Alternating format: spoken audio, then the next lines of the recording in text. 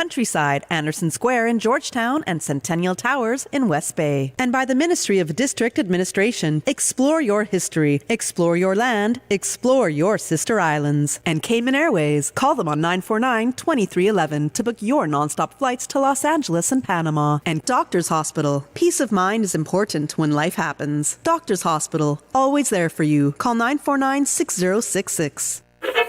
But I do have some questions. There are more questions than answers. Cayman Islands' foremost listeners' participation program. Talk today. What is on your mind, Cayman? If you are ready to talk, we are ready to listen.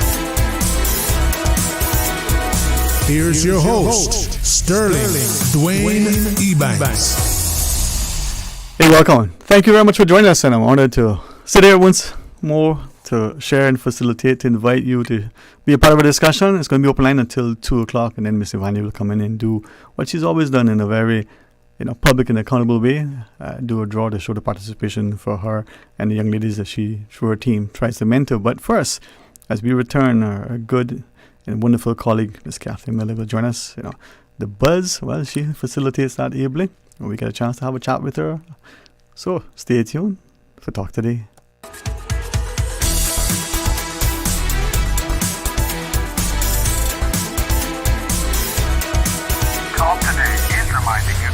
Avoid any statements or comments which are abusive, derogatory, malicious, or defamatory. Do not use indecent language or make any statement that is false or misleading.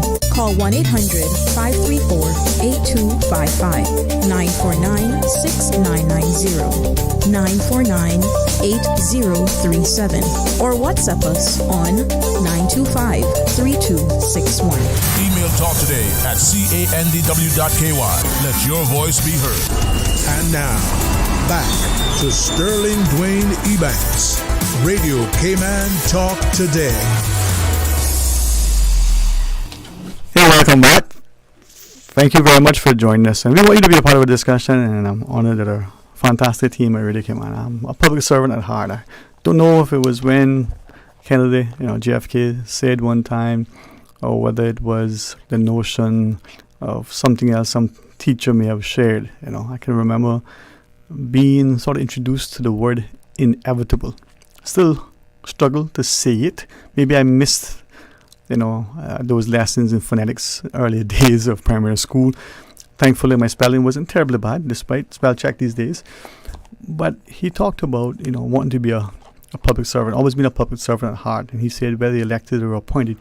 And the notion that we've seen many wars and rumors and threats of war, but yet in peacetime, we see many come up, whether it's in the U.S., and that's where I'm somewhat more intimately familiar, through the formation of the Peace Corps and other iterations from what President Clinton introduced, whatever he called AmeriCorps or whatever. Young, ambitious, enthusiastic minds collectively trying to be of service to the country and to the globe through their resources, whether they're intellect or otherwise, as Miss Marlin would remind us, the time, the talent, the treasure.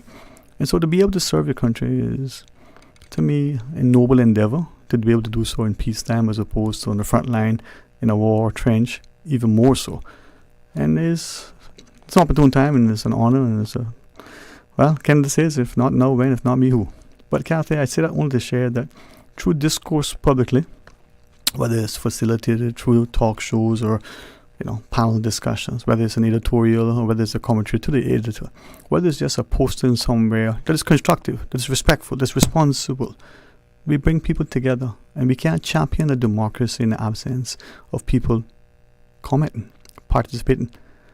Sometimes silence can be deafening, but sometimes people misconstrue silence as acquiescence.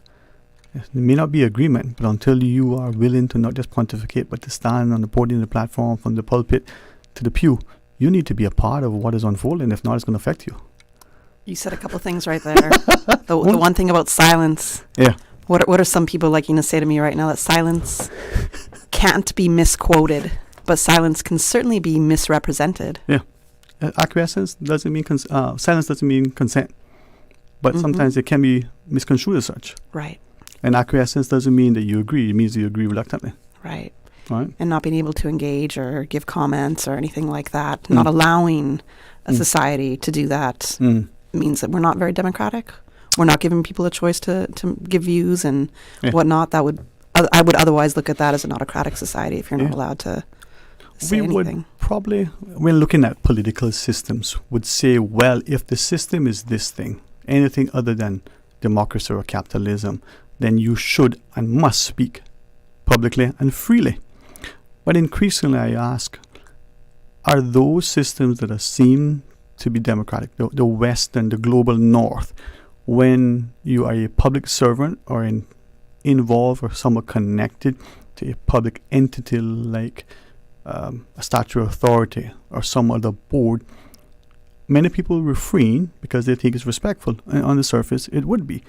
But then when that becomes the order of the day, such that the private sector employee, the private sector employer, the entrepreneur is either imposing a sense of censorship on oneself because out of fear of how it may be perceived or how you may be punished for speaking. That's not a democracy now. Right. Right? I believe you can be very passionate. You can be very, poised in your presence without being disrespectful. You don't need to just go along to get along. Vitriol and aggression aside, right? That's not what we need. We need people who are genuine, who are committed, who are willing to listen, to embrace, to engage, but to ensure that at the end of the day, my dad would say, okay, boys, what do you think we should do today? And he gives us an input. He said, okay, that sounds good, but what about this? Now, at the end of the day, he's going to make the decision because he's the parent. Right. But you are allowed to have a say and sometimes influence what you may do. Do you want to go fishing first and then swim? Or how you do it. And how you do it. But you got to be willing to lead and as good as the thing that is suggested if your thing is better. Not because you got the power. You know, he who has the gold or the gun isn't the golden rule these days, right? But if it's better and then you ensuring that your young people understand the decision you're going to make and why, then they'll learn through your wisdom. We're not allowing, I thank you for, what you did, and I recognize that we're dismissed and disrespected and we discard our young people. We say they're the future, but we give them no voice. When they speak, we despise them because of their youth. That can happen. At 18 years old, my parents made me believe that I could achieve anything, I could go anywhere, I could be anybody. But I had to do it through a strong work ethic, a willingness to put in the time, the investment. Don't expect it to fall in your lap. There were no free rides, they'd say. There was not, a case where you got something for nothing. Right? No free lunches. Yet our young people these days, that's not how they feel. We saw a publication, we watched Alex Panton Foundation's presentation about their mental health and how many of them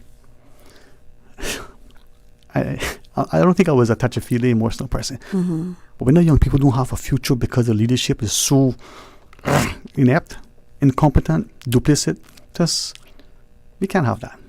We cannot have that anymore. I agree. And why do they feel so hopeless?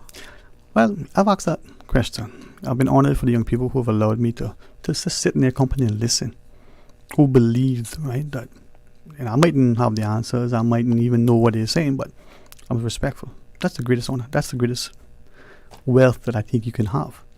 But then to hear their hearts and to recognize sometimes their emotions, not just a demonstration through physical tears, but that outward display. Now, men will say, oh, they're angry. No, they're not angry.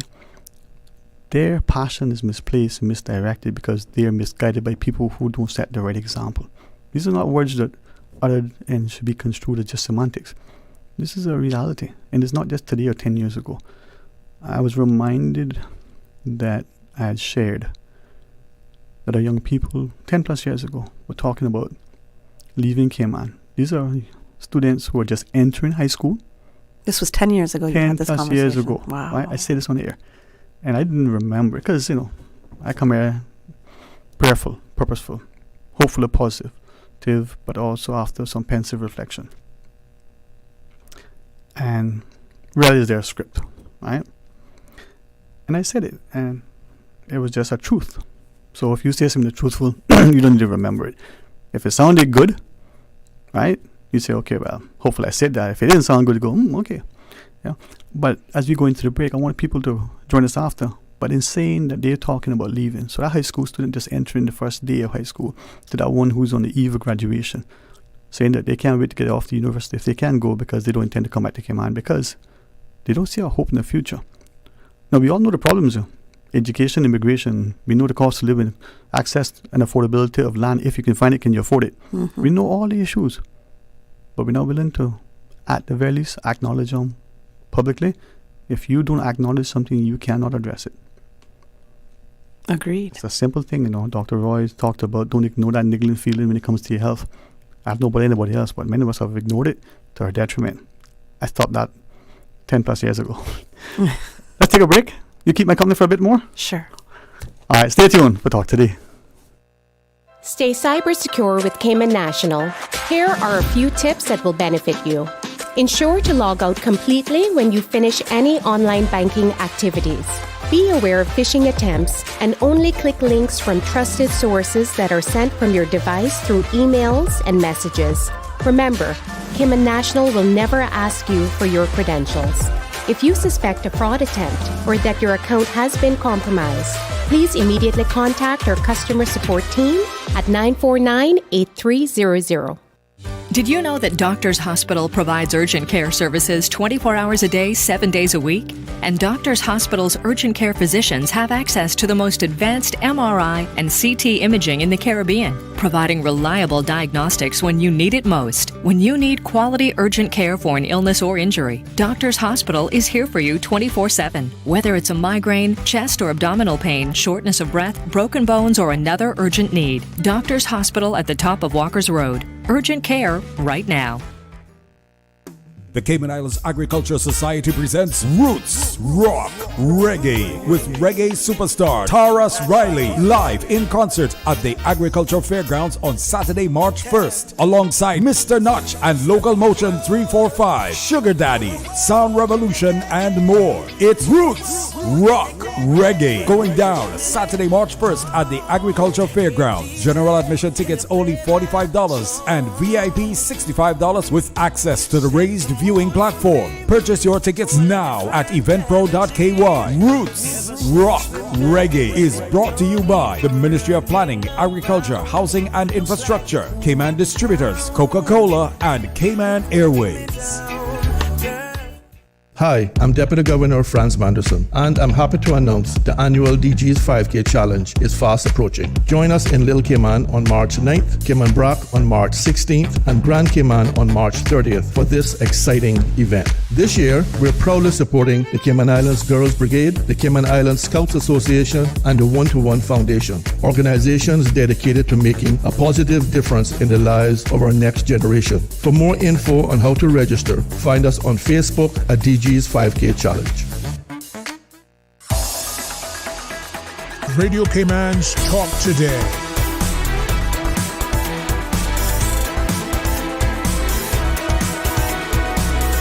What is on your mind, Cayman? Hey, welcome back. Thanks for Kathy Miller, our colleague and the host of the Buzz. All right, that's going to be an exciting chapter as the program is rebranded, as its offerings are expanded. Yes. I think it's going to be an amazing opportunity for that morning time, to give us as a populace another avenue for expression. Yes, definitely. I absolutely agree with you. I'm excited to start. It's been we've been talking about for a couple months what we're going to do. I talked about it on the show this morning, so hopefully people will just be tuned in with me on Tuesday, 7:30 a.m. because that's going to be the day after nominations day, and I'm sure we're going to get a lot of big news, surprising news. So I'm excited to kick that information off on Radio Cayman. Go right ahead. No, but it is. no foreshadowing. No. But it's important because I think increasingly we don't see the importance of participating in a democracy. And it's not just, being a candidate. I said leading up to the 2021 election that I was honored, humbled by those who would have asked, hey, would you contest the seat? I had personal reasons not to, the parents being where it is, personal life being what it is. If I can't commit 100% to something, it doesn't make sense. Right. And I give all to all I do. But I wanted to get to a space where those who were there then, I thought I could support them if they were to seek re-election. Those who were there before who may want to return, those new ones. And we have, now I take license and I'll ask people to hear my heart, watch my eyes, appreciate that. As much sometimes I joke and say, even in my dishonesty, I'll be honest. I understand how we have come to expect people to lie, cheat, and steal, but we should never accept it. And that can only occur if we have an inculcated ethos of what society's values should be. And looking at the landscape, we need discipline, we need structure, we need accountability, we need responsibility. But is it in the semblance of the party system that we are seemingly either adopting or have adopted? We are maturing democracy, and in time we can borrow best practices from other people in other places. But there is something that's uniquely Cayman and uniquely Caymanian. I don't know that I know definitive. Is it 140 nationalities that live here? Or is it 138? I don't know. I've asked, and people say different numbers. Yeah. But we have a number. And that number to date have seemingly contributed significantly to our country. Its prosperity, its stability. That number is getting along so that the social stability and harmony has been preserved, maintained, and promoted. But what is happening of recent? It's a growing division, discord, and disharmony. There is this thing where we seem willing to not just discard people, but somehow treat them in a way that we dismiss them. Yes. And that can't continue.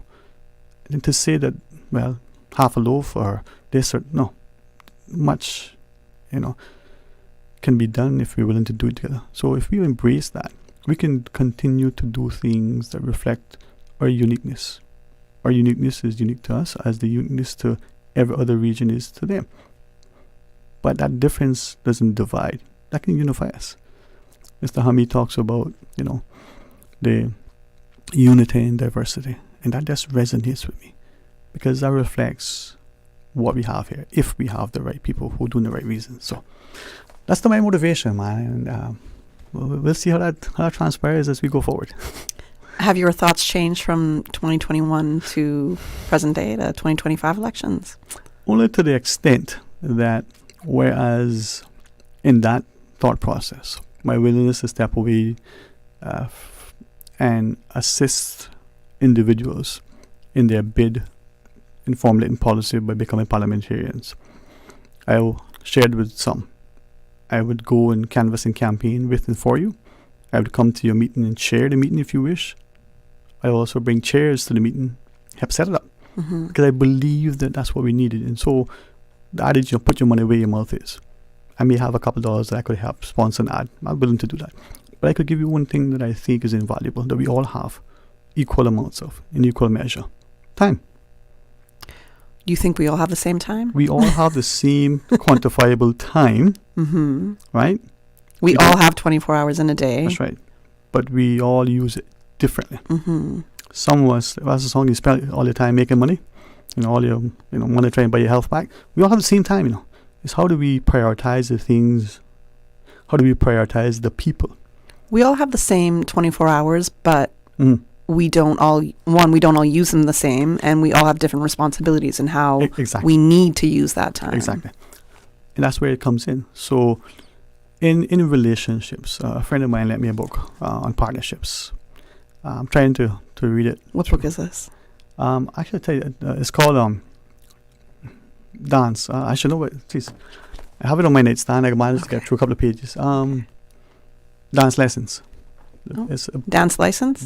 Dance Lessons. Oh, lessons, okay. And I didn't see the title because if you look at it, you think, we learning to dance? No, I still try that. I can, maybe move a little bit, but jig and bob, that's about it. But in dancing, it's where you see the importance of the two, whether it's salsa or whether it's the ballet, right? Those partners have to gel. Or the tango. That's very The flamenco is one that I love with the tango, right? The tango is very about the partner leading and being able to understand the different pressures and where they're putting those pressure points on your back or shoulders and whatnot. Salsa as well, right? And Salsa can be very sensual, and done properly, the two could almost touch, but never touch, but they're in unison. So dance, I think, gives us an opportunity to appreciate the beauty and the grace and the elegance, but also the importance that you are in step. Right? You're watching, those competitions where people dance, whether they're competing for some gold medal or some, multi-million-dollar prize. The minute that they're out of sync, right? And it's not just the choreography, it's the chemistry. And in that, I recognize how crucial it is. And that partnership, to me, is where people say it's 50-50. I don't believe it's ever 50-50. Take husband and wife. Forgive me for using the traditional parlance that I'm used to, right? Many of us will say, well, it's 50-50. No, some days you will have to take 90%, 95%, because the other one just doesn't have the capacity. That 100% that person gives only amounts to 50% or 10%. But if you give 50 and that one only has 10, where's the 40% coming from? Why aren't we all just trying to give 100? We all give each and every time. Why aren't we all just trying to give 100? Yeah. If you all give all, nobody goes without. Right? I like that. So it's not equal, right? Your 100% today may be tomorrow. You only got 90% or 50%, but you're giving your all. Right. And if I give my all and you give your all is given. Nobody goes without. But it comes from humility, a compassion, a sense of humanity, but humility. Anyway, so for now, I feel like we're dancing around some topics here. I believe that we are in a society that we like to ascribe labels, right? And we may say it's matriarchal. There's a statue in town, and maybe because of what the statue represents, and maybe because it's opposite the public library. And I love libraries. You just walk in there and you feel smarter, right? And there's a smell and a taste and a feel in the air of the books. I just love libraries, right? I do like lighthouses too, but I like libraries. That statue, I've said often, could be a zillion, cubic meters. It would not be big enough to truly embody and epitomize who our women are in our society. Not who they were, who they are, because that example is still with us. But we need to celebrate that and embrace that. And as we look at what that is, it's now evident that we are going astray, because we are again allowing just things to happen without. What are we allowing to happen, Dwayne? Too much. But in the simplest form, an inability to engage in public discourse without vitriol, an unwillingness to share an opinion out of fear that the person is going to be penalized, punished, castigated, maligned, ostracized, right? Browbeat, picking a word that is not positive. And if that person happens to be, God forbid that this is true, but it seems to be the growing perception, young or female, it's worse yet. Oh, yeah. Yeah. Oh, especially as a woman. Oh, yeah. You're supposed to learn to be demure and, just smile and only, speak when you're spoken to, kind of thing. Yeah. So it's not really to have too much opinions on things. Just be charming. Just be a prop almost. People don't really share your opinions and thoughts. Don't be too loud. Don't make people feel uncomfortable. It's what can we do? Yeah. When we have a break next, I'm going to try to find a word and ask you to help me to pronounce it. I want to make sure I spell it right. It's a Hebrew word. Okay. You're asking me to pronounce a Hebrew word. All right. But there's an English translation of it, right? So I won't ask you to speak Hebrew because I don't, right? I don't either. and this is where I keep saying to people that from my perspective, English, despite what some may think, is actually my first language, right? The other ones, I probably only know enough to get in trouble, not enough to get out of it. But when you have translations, you get transliteration, right? And sometimes it's the interpretation, it's the application. And sometimes things don't translate. Sometimes things, there's just no word for it. Word for word. Yeah. Right? And as a consequence, when we look at scripture, as it finds its way into English, and as there are newer versions of that, it may not capture the essence of the original text for whatever reason, right? Let's say translation, transliteration, interpretation, and application. And as a consequence, we get it. Condition or somehow with dogma, we dictated that this is how it's defined and therefore this is how it must be. And if you look at the word, submissive and submission, 50 Shades aside, right? We're not talking about that. It becomes a difficult word. A friend introduced me to it way back when, and I want to share it with you and ask people to rethink the power of women in our society and how we may have unconsciously, hopefully not conscious, maligned them by media and religious accounts and proponents as to how a woman in a society. Now, the statue in town tells me how important women have been and are to the Cayman context. Translate that globally. So, that would be an ask of you to help me make sure I say it correctly. All right. We can do that. All right. We'll practice in the break. You will practice in the break. Join us after. Stay tuned. Easter vacation is just around the corner, and Cayman Airways has added multiple extra flights to some of your favorite destinations, some of mine too. Look here, they got seats available now for booking on extra Easter flights between Grand Cayman and Kingston, La Ceiba, Miami, Cayman Brac, Little Cayman, and you can even catch a non-stop flight to Montego Bay for Easter. Check it out. You can visit CaymanAirways.com, contact a local travel agent, or call Cayman Airways Reservations on 949-2311. And don't wait too long though, because these extra Easter seats always sell fast. Be sure to add your Sir Turtle Rewards number to your booking so you can earn more miles for more free trips this year. Well, I know where I'm going. I'll see you on board our uniquely Caymanian airline for Easter. Stay cyber secure with Cayman National. Here are a few tips that will benefit you. Ensure to log out completely when you finish any online banking activities. Be aware of phishing attempts and only click links from trusted sources that are sent from your device through emails and messages. Remember, Cayman National will never ask you for your credentials. If you suspect a fraud attempt or that your account has been compromised, please immediately contact our customer support team at 949-8300. Did you know ordering your favorite sandwich from Subway just got easier? Yeah, picture this. No more waiting in line. No more fussing with cash. Just a delicious taste of Subway at your fingertips. With our new app, ordering your go-to sub is as easy as a few taps on your phone. Plus, receive exclusive deals and earn loyalty points with every purchase made on the app. Download the new Subway app today and get ready to ditch the lines and drive straight into your flavor. Visit the App Store or Google Play Store on your mobile phone and search for Subway Cayman Islands. Subway. Eat fresh. Wouldn't it have been grand if you had purchased land 30 years ago? It may not be 2020, but a perfect vision has never been more clear. Cayman Brac and Little Cayman, poised for growth with an eye on the future. Your land, your history, your future. Discover all that our sister islands have to offer.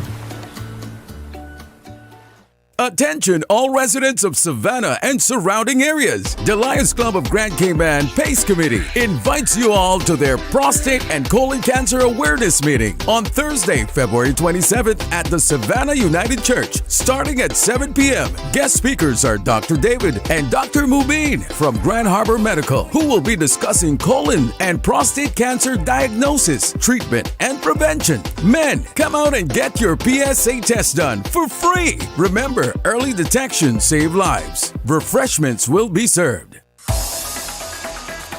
Radio Cayman's Talk Today.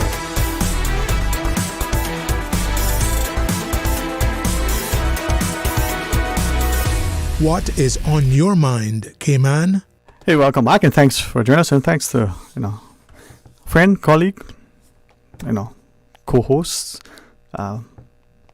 How would you say, partner in the media and co-host extraordinaire, Kathy Miller. Okay, I'd actually share the word with you, but we have a call. Should we take the call first? Absolutely. Hey, welcome. Thanks for sharing. Good afternoon, Sterling and Kathy. Welcome. Good afternoon. This is Pastor Alson. I'm not ashamed or afraid to identify who I am. So I know you guys were talking philosophically about all sorts of stuff. I thought I'd just interrupt enough to allow you to continue to be philosophical. But I have a concern, and I don't know whether or not you offer therapy sessions on the radio or not. One of the days ended in Y. Okay. What's today? Today's Thursday still. Yeah. Well, I guess it ended. Yesterday it ended in Y. Okay. So there you go. So we're listening, man. Therapy sessions, and they're free as well. Right. What I'm concerned about, and in terms of asking a question, and the question is whether or not my question is going to resonate with enough Caymanians for us to be able to see a change in the ethos of governance in Cayman. So maybe that's a big subject, but here it is. One of the last things that the present government did, and I don't know, I didn't pay attention to all the details of who said yay and who said no, but apparently the action is a done deal, was that they replaced the expert scientists on the what's it called again? The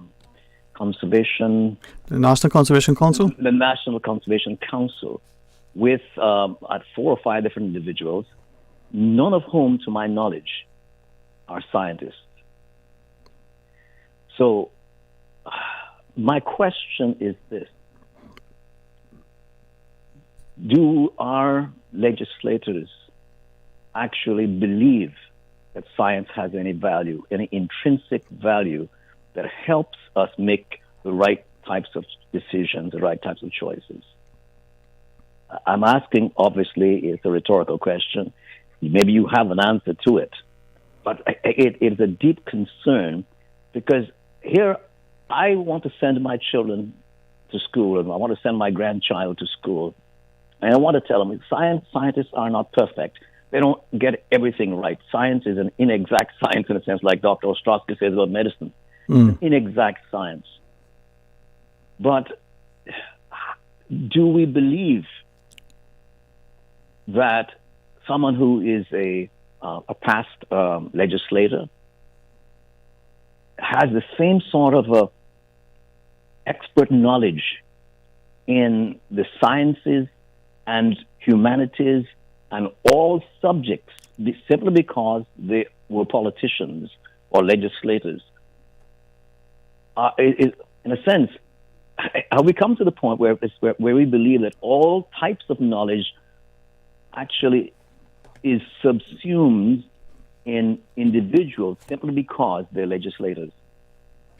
Or do we believe that legislators have an obligation to listen to people who have expertise in areas besides governance, including governance, but in a whole lot of different subject areas that would help them and to make decisions based on follow the science, so to speak, right? Whatever that is.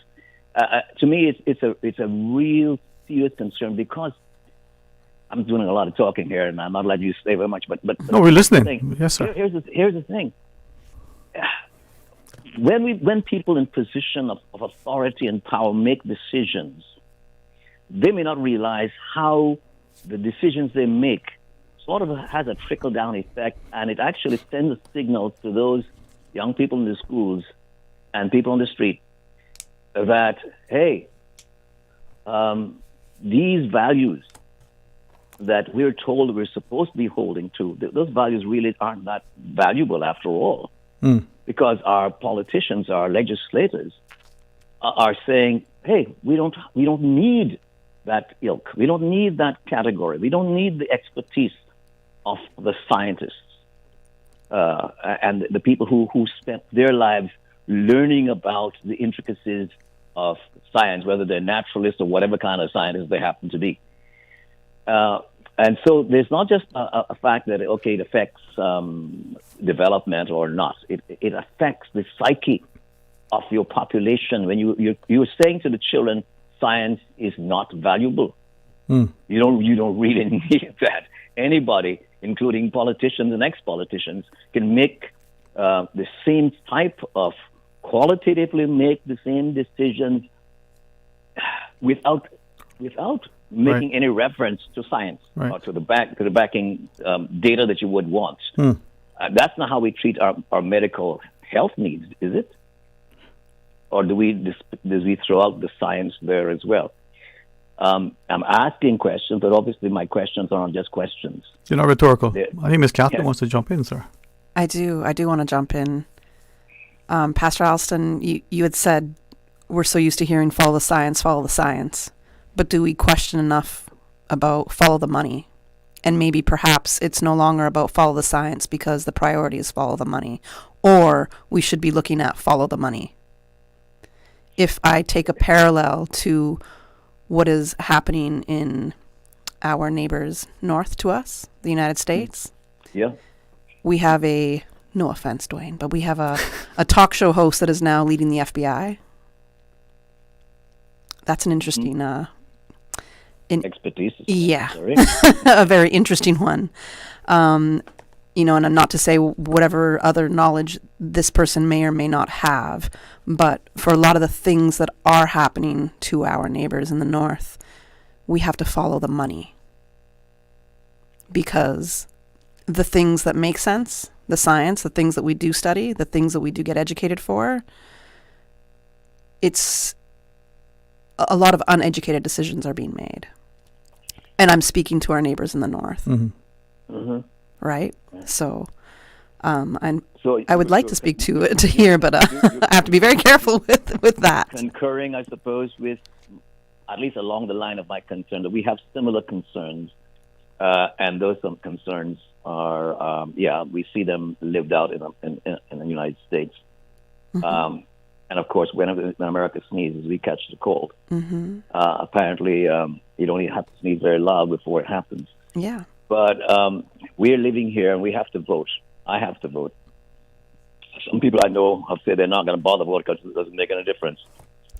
That kind of jaundice view, I understand where they're coming from, but I'm going to do my best to try to get informed, and hopefully the persons that I vote for are persons that have enough understanding of the limitations of their authority, the limitations of their knowledge,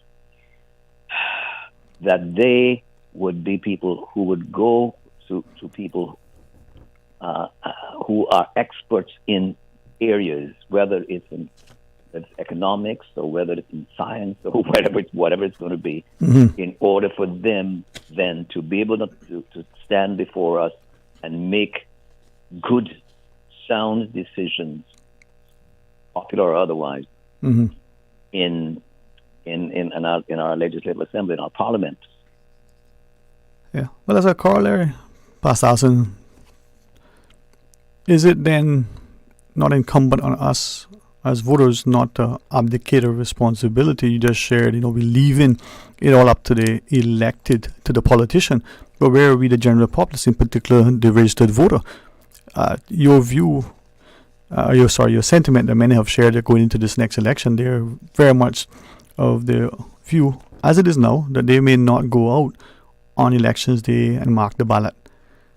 But how do we ensure that? And have we asked why they're so willing to sit back? Yeah. I think we've been asking why, but we have to also remember we're just under, I might get the number wrong, so pardon me to the elections office, but I think it was 23,687, so just under 24,000 registered voters, which is the highest number we've ever had. I understand it maybe, that there are people that are more engaged, so there's the idea, I won't go out and vote, but then there's the idea of people are getting more engaged and don't like what has been happening in these past 4 years. So I look at that as a hopeful thing.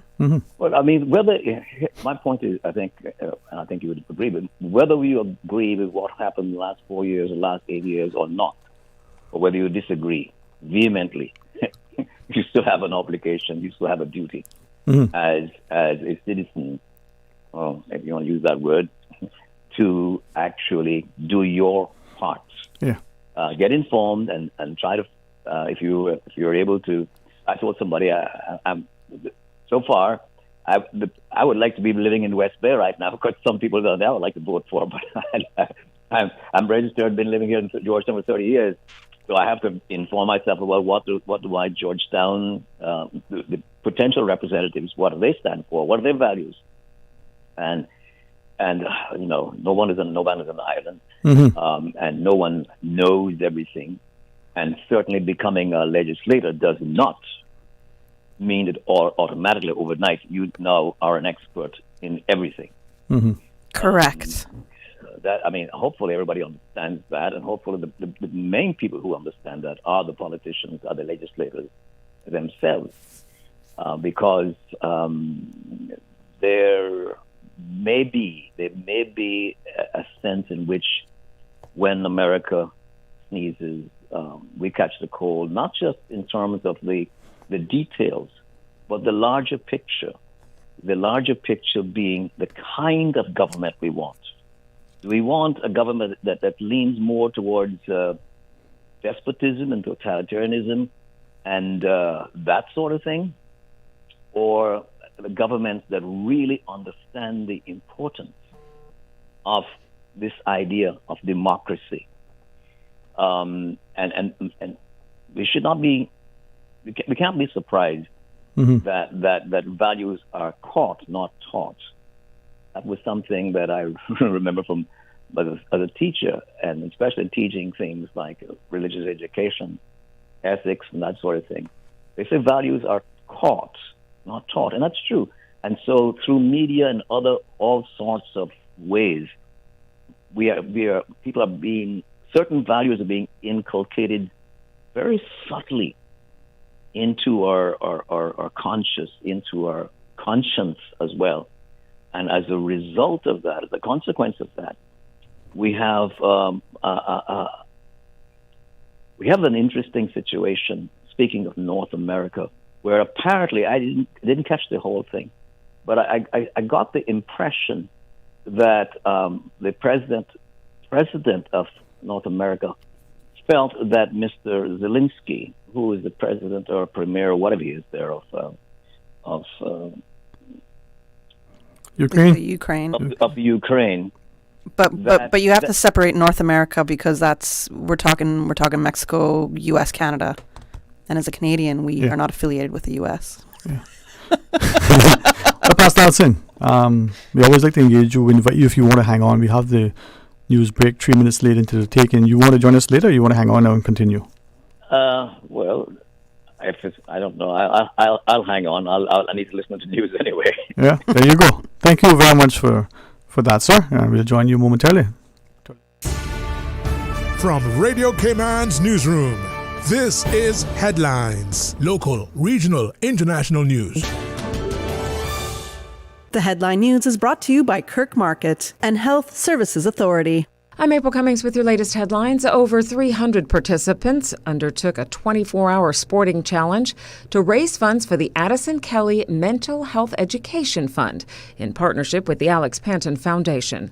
Presented by HLB Berman Fisher, the Ride-a-thon, now in its 6th year, saw teams take part in back-to-back classes at the Ride Indoor Spin Studio, while walk-run teams completed continuous loops of a 1-mile course around the Camana Bay Town Center.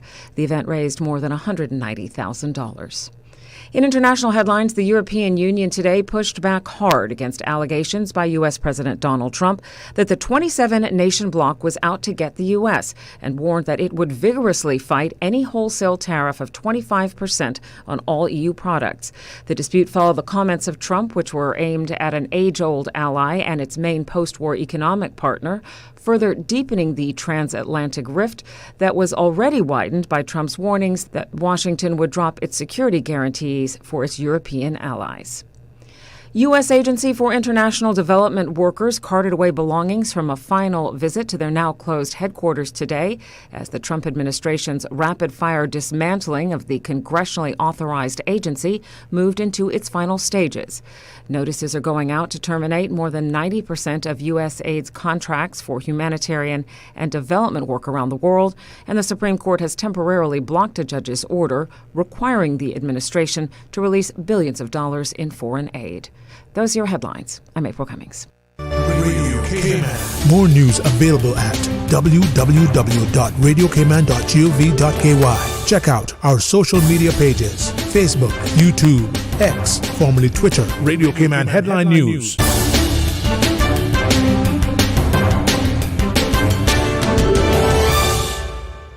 Looking for fresh, healthy food that's full of flavor? Then you've got to visit Kirk Market. Our dishes are made with fresh, high-quality ingredients. Enjoy vibrant mixed greens or satisfying pasta salads. Or try one of our delicious grill options like blackened chicken, spicy beef steak, or grilled salmon. Looking for something light and flavorful? We've got sushi rolls and poke bowls prepared daily. And don't forget to explore a hot bar or Billy Fresh salad at the salad bar. Stop by Kirk Market today for breakfast, lunch, or dinner and taste the difference. Eat well, live well with Kirk Market. Do you have a healthcare question but not sure who to ask? Contact HSA's Patient Call Center to speak to one of our experienced clinical team members. We are here to answer your questions and help guide you through your healthcare journey. Need to make an appointment? Our team can help. Contact HSA at 949-8600 or email info@hsa.ky. At HSA, we are committed to caring for you. Radio Cayman is pleased to feature this special Sister Islands historical vignette brought to you by the Ministry of District Administration and Lands. Explore your history, explore your land, explore your Sister Islands. In 1968, the government of the Cayman Islands purchased a controlling interest in Cayman Brac Airways from Alaska and then formed Cayman Airways. The first aircraft type to be operated by Cayman Airways into Cayman Brac was the Douglas DC-3, which in 1972 was being used on flights to both Grand Cayman and Little Cayman. By 1985, Cayman Airways was serving Cayman Brac with Boeing 727-200 jetliners with non-stop flights to Miami 3 times a week, as well as operating 727 and propeller aircraft service to Grand Cayman. Other jetliner types previously operated by Cayman Airways over the years into Cayman Brac included the Boeing 737-200, Boeing 737-300, and Boeing 737-400.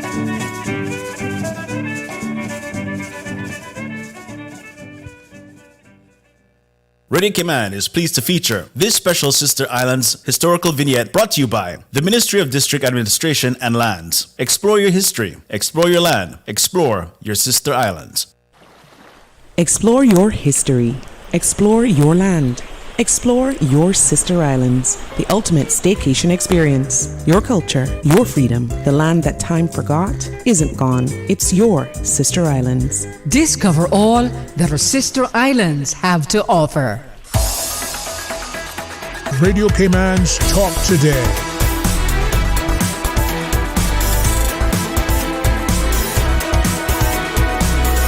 What is on your mind, Cayman? Hey, welcome back, and thanks for us, and thanks to our colleague and friend, Catherine Miller, for sitting with us, keeping the company, and for Pastor Alison Ebanks for remaining. You still there, sir? Yes, I am here. Okay, all right. Well, thanks for hanging on. Take a few more minutes of your time if you wish, and then are there things you want to continue to comment, or shall Kathy? Yeah, I just want to clarify something because it's very easy to be misunderstood. Uh-huh. I found that out. And that is when I question the changes in the National Conservation. I keep forgetting the name of the body, and the replacement of scientists with I think mostly, as far as I know, mostly ex-legislators, ex-politicians. I was not then, and I'm not now, questioning the integrity or the sincerity or the possible sincerity or possible integrity of these persons. What I was questioning is their expertise.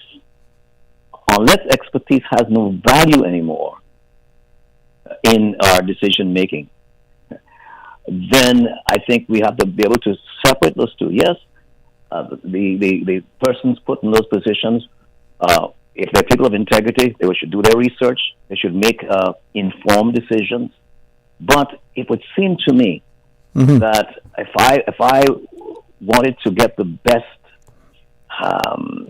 diagnosis and treatment for some illness, I would go to somebody who doesn't only have the integrity, but actually has the information and the expertise at hand to do the job.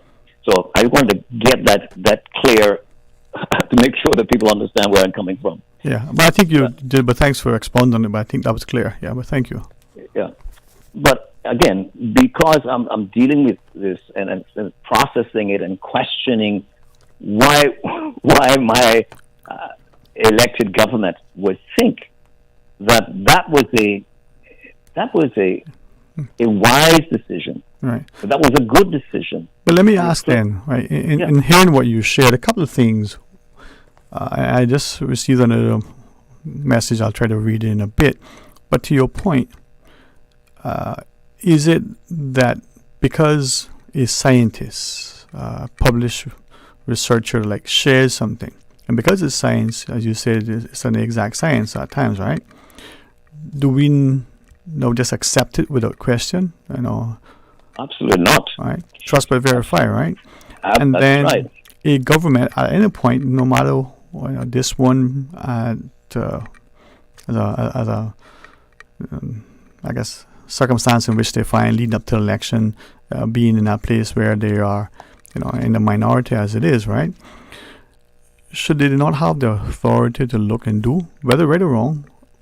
But equally important, if, as has been alleged, we now have a body as constituted by the National Conservation Council that seemingly, again as alleged, possesses authority that could be above the legislative body in the land, or at least against the cabinet, and not subjected thereto. Should that not be something to question? Again, and then as alleged, we have that body having a senior civil servant who seemingly has functions that could run afoul of the Public Authorities Act. Well, I mean, don't we, in terms of how we think about governance across the board, we want checks and balances, don't we? And when those checks and balances are such that you have inequity to start with, you can never have proper checks and balances. And so if you have the legislative and you have the executive and you have the judiciary, what do? You say, well, I want to reduce the actual clout or the power or the possible authority of the courts in order for me as a legislator to be able to have my way? Or do I see the checks and balances as something that is positive in a democracy, distrusting the human heart? Right. If we don't distrust the human heart, if we don't distrust our own best intentions at times, we are going to find ourselves But to your point, on a very dangerous path. To your point, we're told that there are three branches of government, as you reference, the judicial, executive, and the legislative. I'll offer up two things. One, maybe there's a fourth part, the people. The elected, right, who have abdicated their responsibility to, as you shared, to get engaged, informed, and to ensure that they act from a perspective that serves the best interest, because collectively, each individual action is compounded. But the second thing, if we're looking at political systems, let's take the U.S., where we understand that their courts, through its highest court, is able to make legislation and overrule what their duly elected parliamentarians do. And it becomes law then and there because of the ruling of the Supreme Court. We agree on that so far, right? And in the Cayman context, we were told when Sir Jeffrey Jowell was leading the consultation and negotiations and the development of our constitution, as you intimately know, it was stressed that our courts could not do that. Some would say because we're still, no more than a borough council at that time, and we don't have a supreme parliament and all those things. But it was never the intent that our courts should be able to make legislation in that way that overrules. They can only have a declaration of incompatibility to the Constitution and leave it to the duly elected to decide whether they want to amend otherwise. We agree on that so far, right? Yes, but may I interject? No, yes, sir. Yes, sir. Yes. We understand that courts are made up of persons.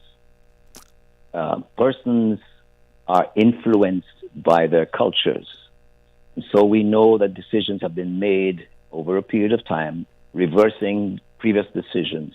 And we know there's such a thing as ideological contagion, just like values contagion. In other words, certain ideas and ideologies are becoming, when they have gained a broad acceptance, before long we stop questioning the values behind them or that are intrinsic in these ideologies. And so what happens then, the courts may decide that the current legislation or the legislation that's in place at the time is really out of sync with reality, out of sync with the way things ought to be. And so courts then begin leaning towards legislation, right? Or saying to the legislators, hey, what you have in place is no longer the right thing, so you have to come up with a new law. Right. Right? So guess what? Our legislators and our judges, our magistrates, we're all human beings. And we are people who, if we're part of a community, we are subject to being influenced by the values in that community. Right. And we don't always operate... So if I'm hearing you, you're then saying that it is for the legislators to pass legislation that reflects the values of the community. And as a consequence of the ideological, perhaps nuances of the courts, of the judges, based on, if I'm hearing you correctly, perhaps their personalities, their culture, their ethos, or whichever, they may step in, as we all being people and we have our own peculiarities and idiosyncrasies. We might want to impose them indirectly or directly on that thing before us. So the courts in this ruling. So if that is what I'm hearing you, just as the parliamentarians looking at the judiciary, can't the parliamentarians through its cabinet also look at the appointed bodies, whether it's in this substantive instance, your first thought about the National Conservation Council. If it applies to the courts relative to the parliamentarians, should it not apply to the National Conservation Council relative to the cabinet? Yeah, it would apply to them because it's their job to appoint these persons. So when they make a decision, then it should be... But here's the thing. The decisions are just made at the whim. There must be some guiding philosophical value behind why you do that in the first place. So why did some legislators at some point in time think it was a good idea to have a body? My dog. Yes, sir. Well, dogs are like our families, so they take priority when they can't communicate verbally what they're asking, right? I don't have any idea what they're upset about this time. Maybe they were listening in on this conversation. Maybe they agreed and want to call in. Give them the cell phone, man. Yeah. Well, I mean, I don't want to. Yes, sir. I don't want to stir some imaginary pot. But my point. We'll do that for you. That if our legislators realize that you're going to have a tension in society between those who would develop anything and everything because their own value is purely a monetary value. Money is the driver from their perspective. And so you say, well, in order to protect our environment and to make sure that development actually is not just something that's done on the basis of how much more money people can make and they can develop everything and we can turn our central wetland into a new whatever. Right. Then you have to put in place bodies that are strong enough that have enough sufficient weight to make a difference, even if they don't have legislative authority. or they don't have judicial authority. They have some sort of authority. If they're just there as figureheads, then you have acted without integrity yourself as a legislator. Yeah. As a governor. Yeah. Government. I hear you, and I think we are sort of aligning the governance approach, and perhaps recognizing the importance of having a legislative body that ensures that the substantive legislation is one where that body doesn't overreach. But I appreciate it, man. I appreciate it. Thanks very much, Pastor. You are more than welcome, and I hope somebody else smarter than me will call, or should I say grammatically correct, smarter than I will call. Yeah. Well, straighten me out. There you go. That might happen. Thank you, sir. Blessings to you. Blessings. Bye-bye. Right. Later. Thank you. This is where sort of semester point earlier. If we don't engage as a populace, irrespective of whether we pass the police officer or a parent, if we do so publicly, we'll never have any meaningful, impactful debate, discussion. Mm-hmm. So, such is good. Yeah, I'm with you on that. And we have to be a part of it. Yep. And respectfully, responsibly, because that voice what was it we were talking about? Silence? Oh, what I said earlier in the show? The silence can't be misquoted, but it can be misrepresented. Mm-hmm. Yeah. Just because you sit and people don't hear what you're saying, maybe you just don't feel that there's any point in listening because they're not there, right? Or you're going to be, Silence is a very powerful tool of communication. Mm-hmm. It can be deafening. This. So when you say, I'm not saying anything and I'm protecting myself or whatever by not saying anything, you're in fact giving a very clear message. Yeah. It's about, I think respect, humility before honor. And it's about understanding that we have a responsibility to share, to champion, to advocate, to nurture. Right. But there are times when we got to be courageous enough to champion that thing ourselves.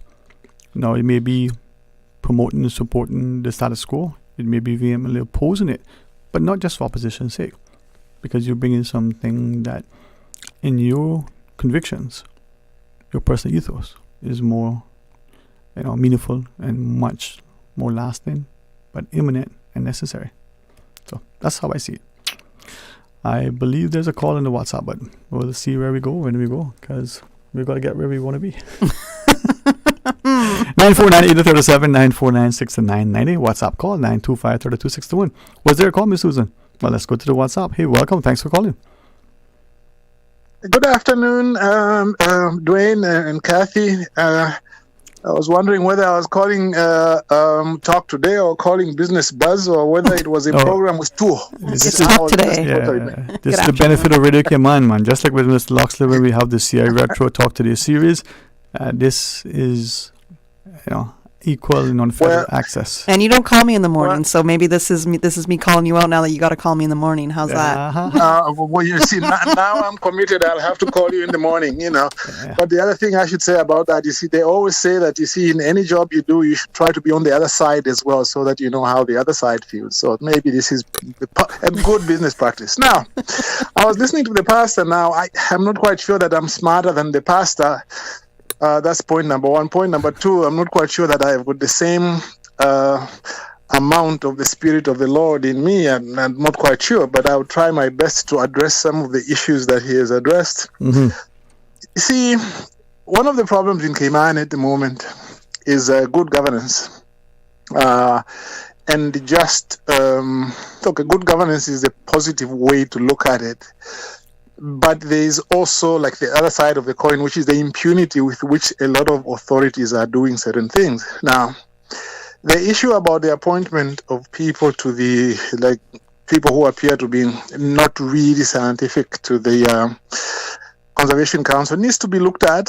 There are some arguments government can make, but the appearance of it wasn't good, because when that body went to court, and then the director won the case, and when you come in, then you take out the people who are scientists, and you leave only one scientist, and even that one, it was because by law you couldn't remove them, and then you put people in who They are people who can bring something to the community, former ministers, to the council. They are former ministers, they're people who are knowledgeable in society and all that. But at the end of the day, there's the appearance that perhaps there was somebody who was the puppeteer, telling the government, hey, look, I think these people are standing in the way. We want you to bring in people who will do what we want. The appearance of it, purely from the political side, is not good. Legally, I think it is doubtful. But then in society today in Cayman, there's a lot of things which are even worse, like where it is very, very clear that something unlawful is being done. And those are the ones I want to address. For example, right now, you remember that in the same Conservation Council case, a Freedom of Information request was made by, I think it was CNS. They said, well, how much did the government spend on legal fees? And we got to learn that the government spent on one lawyer who earned a good living, nothing wrong with earning a good living, earned about $500,000. And there was no problem with revealing how much government had spent. And yet, right now, I can tell you that I made a similar Freedom of Information request to the Attorney General's office. And I said, there is a case in which I was involved. You hired a highly priced KC from the UK who came to court 3 times. Our record when we were heading to the Privy Council was 2,500 pages long. And I said, how much did you spend on this lawyer? You know what the Attorney General told me? I am exempted from this requirement of telling you or anybody the amount that I spent. Okay? Can you believe that? The CPA can tell you without any qualms and say, well, this is how much we spent. And yet the Attorney General is saying he can't tell me how much he spent. To me, that's impunity. Forget about the National Conservation Council, which is arguable, like that issue. This is, now he says, well, he can't tell me. So I went to the Ombudsman, met with the Ombudsman, with her staff. The Ombudsman had already made a preliminary decision that she was going to take the matter to court. But then she said, well, look, before I take it to court, what I want to do is I want you to exhaust all the other possibilities, or like the other bodies to which you can complain. So she gave me a set of 4 people and authorities to which I could complain. 1, Deputy Governor. The other was Public Procurement. The other was Anti-Corruption Commission. The other one was the National Archives, because there was an issue also as to whether they had created a record, because they were saying, we can't give you this record because we never created it. I have now done that, and basically the Ombudsman has said, if the Attorney General doesn't give this record, I'm going to take it to court to have it judicially reviewed. Now, to me, if she eventually does that, I think that's good. But my problem is, why should she even have to do that? This is a simple, straightforward issue. You spent government money, and you should tell the public how much you've spent, period. Okay? That level of impunity has become really problematic. But let me make one more point, this one, which is of public importance as well. We've just appointed in the Cayman Islands, in the court, a new judge from the UK. But meanwhile, there was a Caymanian there who was very, very experienced. She was in the, I won't call her name, was in the portfolio of legal affairs for a long time, did a lot of work. If you go to the court cases, her name is there all over the place, appearing with QCs and so on. Then she came and became a top administrator in the judiciary. And then last Grand Court sessions, when they were opening them, I heard that actually she was leaving the judiciary. She was leaving the judiciary. She was going to continue to act as a magistrate, but otherwise that she's leaving the judiciary. Now you tell me why she didn't get that spot which had been created of a high court, of a Grand Court judge. Why didn't she get that? Now, don't tell me that, well, but you see, this is the Judicial and Legal Service Commission which appoints judges, and if they decided something else, then we can't do anything. That's nonsense, okay? In any country, you can work out a policy. You can say the policy which should be implemented by the commission is that if there's a Caymanian who qualifies, they should be appointed rather than appointing somebody from elsewhere, even if that person might even be more qualified. And I'm not even quite sure in this case that she's more qualified. And to me, I don't see that this makes any sense anywhere, because your own people, you are sidelining them. Things open up and you don't give it to them, and then you give them to all these other people. And that's the same problem in government. In government, under the Public Service Management Law, it says, well, a Caymanian will only be given preference if their qualifications are roughly at the same level as a foreign person. That is nonsense. Nobody does it like that. Kathy, you come from Canada. They don't do it like that. I'm not saying they are perfect, but their policy is that if a local person qualifies for the position, they should be given the position. And to me, all these people who are running for office, they are talking about where we see our heritage, we have to protect it and so on. But I'm not hearing enough of specific suggestions to say we will amend this law so that Caymanians have got a real preference.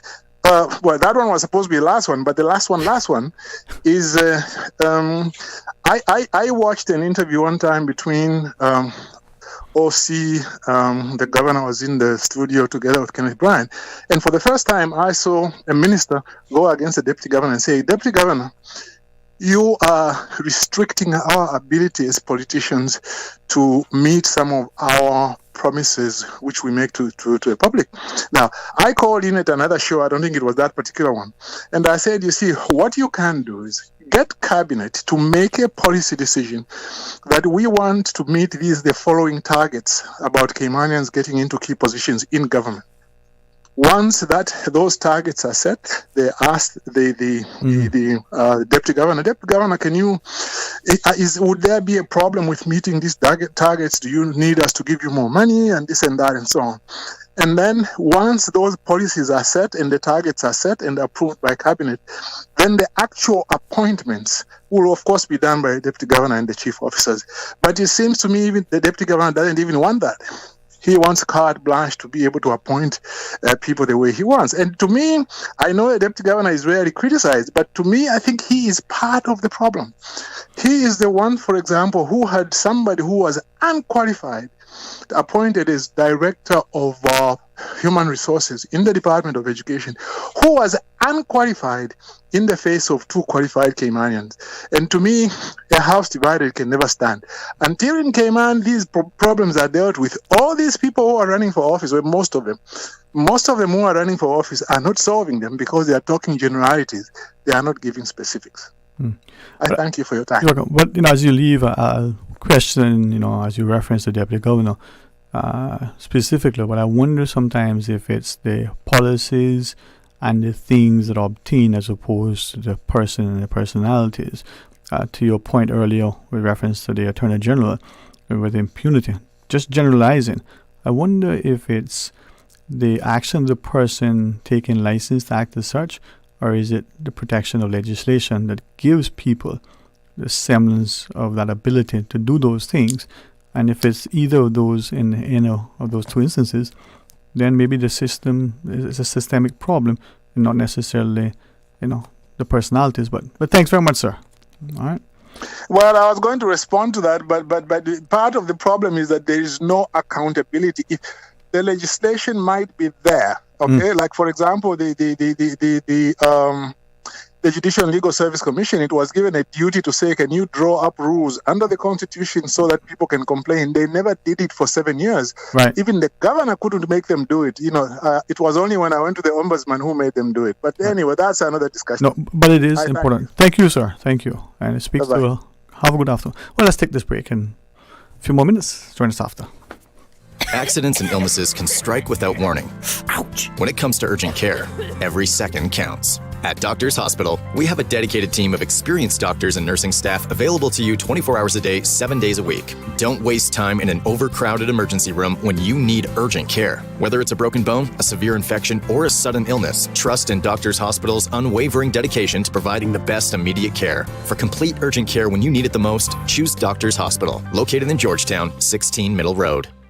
Easter vacation is just around the corner, and Cayman Airways has added multiple extra flights to some of your favorite destinations, some of mine too. Look here, they got seats available now for booking on extra Easter flights between Grand Cayman and Kingston, La Ceiba, Miami, Cayman Brac, Little Cayman, and you can even catch a non-stop flight to Montego Bay for Easter. Check it out. You can visit CaymanAirways.com, contact a local travel agent, or call Cayman Airways Reservations on 949-2311.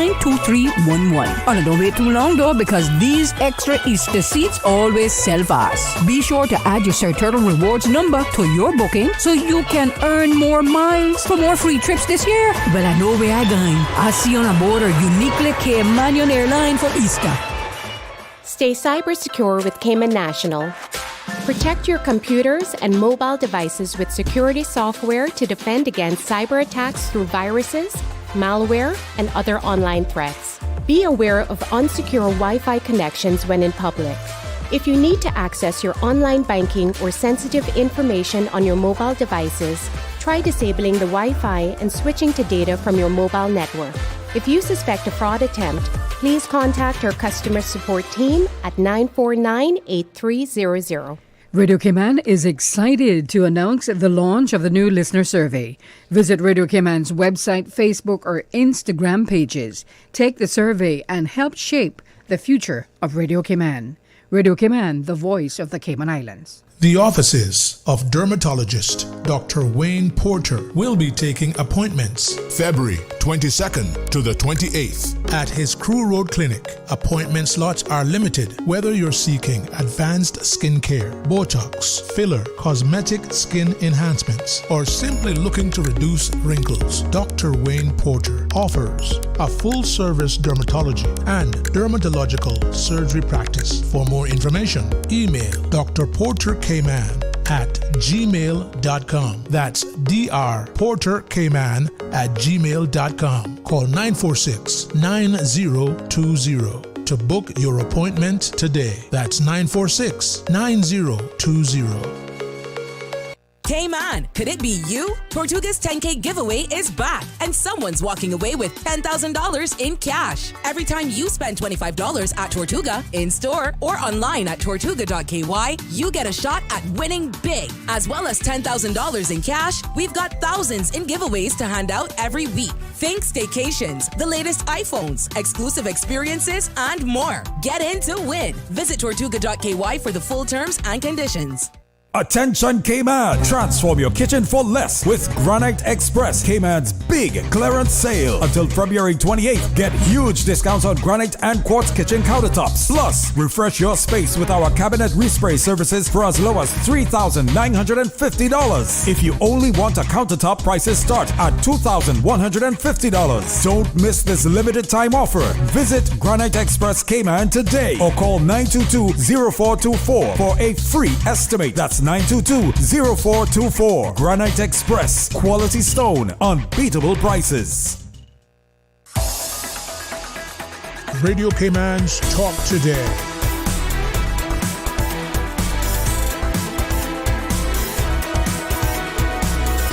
What is on your mind, Cayman? Hey, welcome back and thanks for joining us, and certainly appreciate all our calls and the comments, queries and questions, as much as the contributions into Kathy Miller. Well, thank you. It's Thursday, yeah. It's Thursday. It's a pretty big Thursday. As all Thursdays. Thankful Thursday, cheerful Thursday. I talk to you Thursday. Things are about to change around here. So I'm told. Yeah. So we're told. Yeah. I understand that you have some announcements that you want to make. You know, I was gonna do it tomorrow. Mm-hmm. And it wasn't going to be anything despite what many have, I think, sensible advice. I've sat here, and I've been honored to facilitate. It's just my ethos. I rarely publicize. I don't promote selfishly otherwise. I'll certainly champion other people. We go in big for students, because sometimes what it feels like, but I won't not ask for myself. Mm-hmm. And as I would have, demitted office, as it were, it was just going to be a goodbye and say I'm going, and I would do that in passing, and that's just my nature. But sometimes you can't do that. Sometimes you got to leave, because as emotionally charged as it may be, as much as you would love to be here, forever. And my heart has always been with Radio Cayman. Time has come, and I must thank those who have helped in recent weeks to navigate my retirement. The Honorable Deputy Governor and the Honorable Chief Officer in the Portfolio of Civil Service, to ensure that we do it in a way that follows the accepted process, to ensures that the employees exit in the right way with the accrued and earned benefits that have come. But for me to be able to maintain that respect I've always had for our civil service, for our civil servants. Never once, I think, sitting here, did I do anything disrespectful or overly disrespectful. Certainly didn't self-promote. And exiting to venture where I will consider. Still don't want to do that now, but time has changed. I mean, if you don't stand in the gap, if you don't, as long as you stand for something, you fall for anything. Yeah, I was just going to say that. You were in my mind right there. Yeah. It's important. It's important. That's where we are. Our children, I tell people, what we do, we need to do it from this vein. Consideration that as we age and as our children come of age, what is this society going to look like? What does standing in the gap mean, Dwayne? What does it mean to you, if I may ask? I mean, I know, but I would like you to say it in very clear words what standing in the gap means. So it's not left to interpretation or to be misquoted. You really want me to go there now? All right. It is something that I was sharing with someone, and I told a friend that I'm not religious, and she says, "Oh, yes, you are." I said, "No, I'm spiritual. I subscribe to relationship rather than religion. I believe strongly in prayer. Doesn't mean that I understand it, nor get it right, nor not do things." And as I say that, I reflect on, an incident of a particular individual for whom, it is, for me, having good people in your lives ground you. They encourage, they nurture, they ensure that your fulfillment is sustained, is everlasting, but it's also allowing other people to also enjoy. But there comes a point in time when you have to get to a space when you genuinely commit to something, no matter how hard you may resist it, because your personal ethos. This job, the hardest thing for me was that I don't like publicity. You reckon I know that about you, yeah. And yet I come every day and I do it prayerfully, and I try to do my best. And very respectfully. Thank you. I tried. I don't know that I've always had, but I tried. Listening is difficult, but you got to listen to understand, not to respond. You got to listen actively. And you got to be able to respect the other person's position, but you got to also be willing to say, okay, I hear you, but have you thought this? Back to my father. He knew how to do what needed to be done, but he wanted you to learn. But he also wanted you to learn that there may be other ways, and he was willing to see if he could learn. Never allowed you to do something that was dangerous, harmful, that if you did it, even if it could not be undone, the outcome would be okay, right? And that's teaching. Too many people dictate and direct, but they themselves are aimless. Their particular agenda is self-serving. Now, I got accused of being naive in my noble endeavors. That's true. Back to what I had championed earlier. I wanted to be actively engaged in having people elected and re-elected because I believed in it. But you got to stand firm, and you can't do things that undermine, that discredit, that disparage, that divide. So for me, the time has come where, that's a call, she says. No, there's the call will wait. The call will wait. Yeah. So what does it mean to you? So the time has come for you to... I've tendered, and I'm very, very excited to announce my candidacy. I feel like something just cut out. Susan, did something just cut out? Can you repeat that one more time, please? I shall be seeking one of the electoral seats. Okay. Well, congratulations. Thank you. I'd love to hear this for you. I think as a civil servant, I'm not allowed to say anything more than that. I'm a public servant. If you're feeling being persecuted, you know. Nah. You know that whoop's going to come for me. Nah, it won't, and it shouldn't. How do you feel about this decision? It's a great decision to make, a really big decision to make. Time is right. The decision is not for me. It's not about me. Never has been. But it's about having the courage and the willingness to recognize that if you live in a space, right, and you have great financial wealth, but that space is no longer safe. The space is threatened by its political, economic, but more importantly, its social stability. We're growing, increasingly becoming divided. Then your wealth can't protect you. You cannot enjoy your wealth. You cannot live in gated communities with the personal protection detail that you may have. You may drive in separate lanes and be chauffeured. But if you can't freely, as we have to date, move about your community, and if we think that that is not at risk, just look at the political landscape. That is what is causing a lot of this. The cowardice.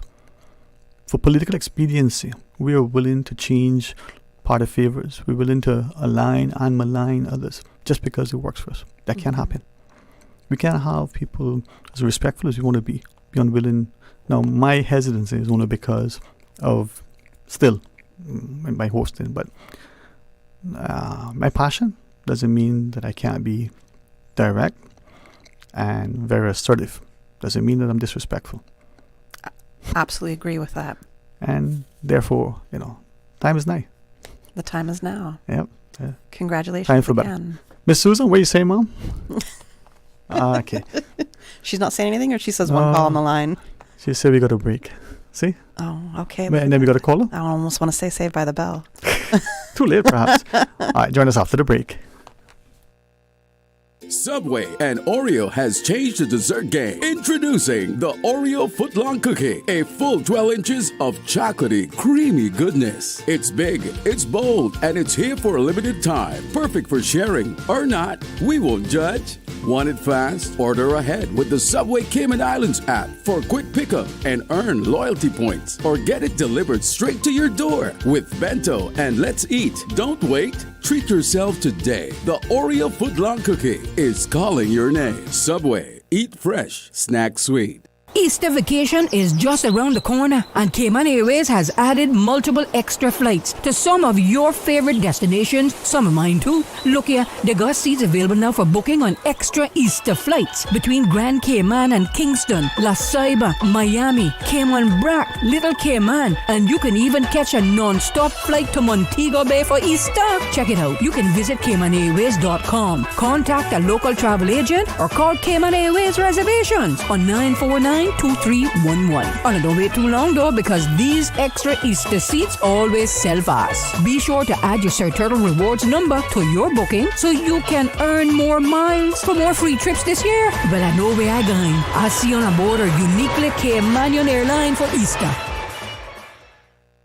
Did you know that Doctors Hospital provides urgent care services 24 hours a day, 7 days a week? And Doctors Hospital's urgent care physicians have access to the most advanced MRI and CT imaging in the Caribbean, providing reliable diagnostics when you need it most. When you need quality urgent care for an illness or injury, Doctors Hospital is here for you 24/7. Whether it's a migraine, chest or abdominal pain, shortness of breath, broken bones, or another urgent need, Doctors Hospital at the top of Walker's Road. Urgent care right now.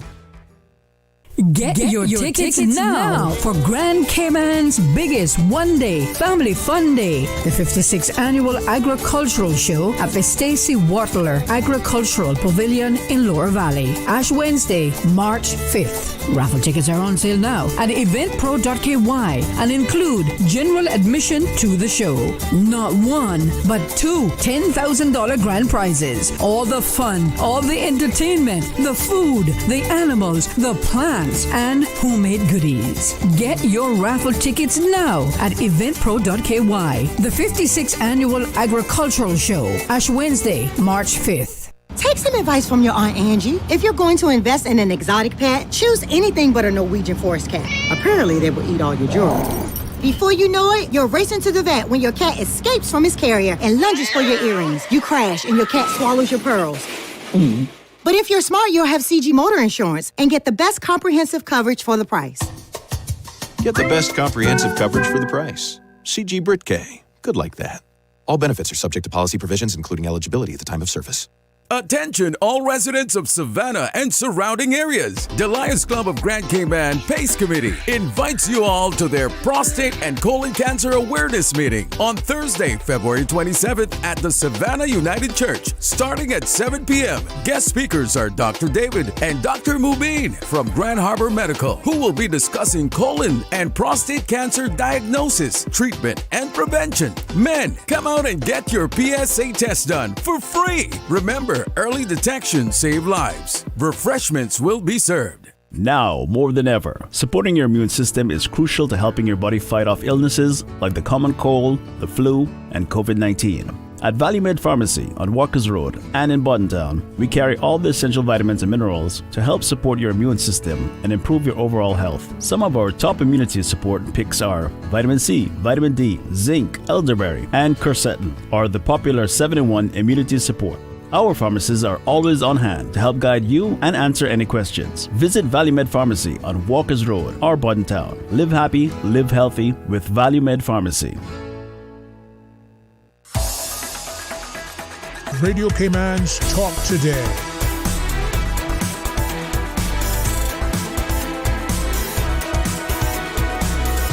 What is on your mind, Cayman? Hey, welcome back. Thanks for joining us, and thanks to Catherine Miller, the fantastic host of The Buzz. We got the morning show and The Buzz and the For the Record. Well, that's where you take your mornings as we take this call. Hey, welcome. Thanks for sharing. Hey, Dwayne. Good afternoon. Afternoon. How are you? Good afternoon. This is my first time on with Kathy, on with you. I haven't been on her show. I was on the Business Buzz when Anita was there. But I just had a few things I wanted to touch on quickly. Mr. Billy, Dwayne, I think it may have been Friday afternoon, I wanted to, but you beat me to it, and I didn't get a chance to get on the show. I can't remember the word right now. It escapes me, but I know he was saying that he wasn't divulging, in a manner of speaking, he wasn't divulging too much information because I think it was because of some matters being before the courts. But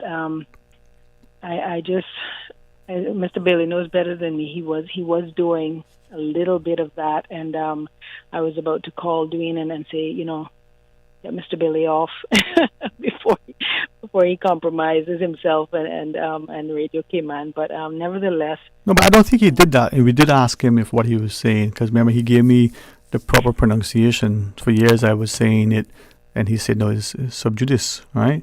So he says that you're reporting what is already there. You're not forming, maligning the other, right, commenting on what the outcome would be. So I'm going to go on that as he being a practicing lawyer, former later stage draftsman for Cayman and an advocate before courts.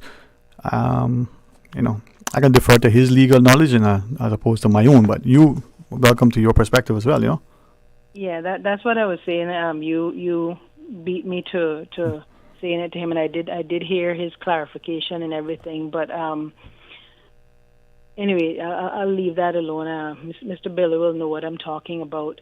And the other thing I wanted to remind listeners, and probably even yourself, as you just declared your candidacy there, you didn't fill us in on which district, but I guess we will know by Tuesday. You might do it before that, but yes, Mom. Monday is nominations day. Yes, that's probably by Tuesday night, or they cut off at 3:30, I think. So we 3 may o'clock. know by that 3 o'clock. We may know by that evening. But I just wanted to remind everyone to review the immigration white paper that's out for consultation. It's expiring on March 3rd. I don't want to hear anyone say that they do not know about it, because one thing I feel confident about is that government has really promoted and get the word out on this consultation period with this particular document. I mean, they have on their government WhatsApp channel, they have little votes that you can vote. They have reminders almost on a daily basis to for the consultation, and it's all over social media. And it's a 35 pages long document. I'm halfway through it, but I definitely will be through it by the end of today. And so I just want to remind all the people on Radio Cayman, off Radio Cayman, social media, everything to we want immigration. We want immigration reform. So this is an opportunity. Sorry, it's coming so late because we could do it now, and it could still go on the shelf after the new elections. But also I wanted to that happens. You don't have to agree with me, but yes, I wanted to touch on the crimes this weekend quickly. I want to. I know some of the listeners that listen are younger listeners and so forth, and I just want to say to my Caymanian people, because allegedly, they have some people in custody who are Caymanians for these crimes. And I just want to say to my Caymanian people, please, please, please, please, please find other resources and other measures if you're having struggles in life and meeting your everyday living needs, because we do not want to see Cayman get to a premature point where law enforcement are walking around armed regularly, or we see where businesses and homeowners starting to put up bars on their windows and so forth, and all because of whatever reason. If allegedly it's Caymanians, until proven guilty through the court of law, because they feel that there's some hardship that's pushing them to commit these crimes. I don't understand Cayman, Dwayne and Kathy. We're one of the rarest jurisdictions that our parliamentarians, our representatives, do not speak out when these issues happen in their communities, in their constituencies. I implore all sitting parliamentarians, all future parliamentarians, to get yourself a PR person, get yourself a personal lawyer, and or take advantage of the government lawyers, and get advice on how to speak to the public when these issues happen, because I've never seen anything like this. These crimes are happening in different districts, and none of our MPs are speaking out, and public is speaking out and making declarations. And if, I don't know if you've seen the video. I won't call the business that was robbed, but I don't know if you've seen the video. But that video was, I couldn't believe it. I watched it at least 6 times. It was horrific. It could have been me or you or Kathy there, at that establishment, and to see something like that happen from an aerial, let's call it an aerial view angle. It was yes. really, really. Traumatic. Yes. Yeah. So, yeah. Yeah, I hear you. Well, I always have the last word. But thanks for sharing that, okay? I'm going to have a second last word. Yeah. No. I know that you spoke about nomination day, and it does end at 3 p.m., and we won't have to wait until the evening to find out everybody who has declared and what district, what electoral district they were running in, because the Radio Cayman news team, as well as other members of the staff, we will be covering nomination day from 8 a.m. up until 3 p.m. We'll be live on the different locations, and it'll, a full comprehensive report in our 6 p.m. news as well, but it's also going to be part of our new news, our news headlines. So all throughout the day, even during the talk shows, we'll be calling in, we'll be letting people know what's going on, and our news team is doing a great job at organizing that so we can get the information out right away. Right. Well, that's wonderful news, but and glad to hear that. But just in closing off, like I said, I just want to speak out to everyone in the public. If you're Caymanian, please try to find other measures before you commit crimes. We don't want Cayman to prematurely get to a certain stage like other jurisdictions, because we're too small. There's too many resources here, even if they're not being put out there. I heard another talk show reminding the public this morning about MP Wilkes, who has a food bank, a food pantry. at her constituency office. Every constituency office should really have a food pantry. Every church should have a food pantry. We should have drives at some of these supermarkets, because a lot of people are struggling to pay rent. A lot of people are struggling to make ends meet with food and groceries, and the Department of Financial Assistance cannot do it all. A lot of people don't even qualify for their services. So we need to find other resources to help our people. I don't know why people are committing crimes, especially these types of crimes where they're burglarizing and robbing, which is only for money, right? I don't know why they're feeling that desperate. But we need to find out, and our MPs, that's what we elect them for, to go into these districts and these communities, because Cayman don't have such terrible communities that our MPs can't go in there and walk around the same as they do during election period and find out what is happening in these neighborhoods.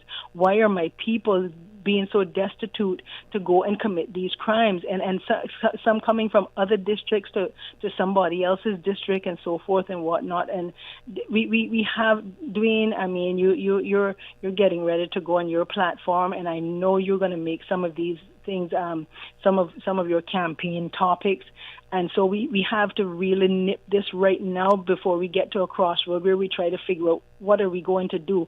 You know, MPs are there with their monies and their fancy neighborhoods and fancy houses and so forth, and a lot of them have forgotten their constituents, or let's just say their residents in their areas, because not everybody's registered to vote. And I hear some of them saying, you know, if they're not registered, I know people come to me and say, and I know you're trying to get me off, but I have to say, no, mom.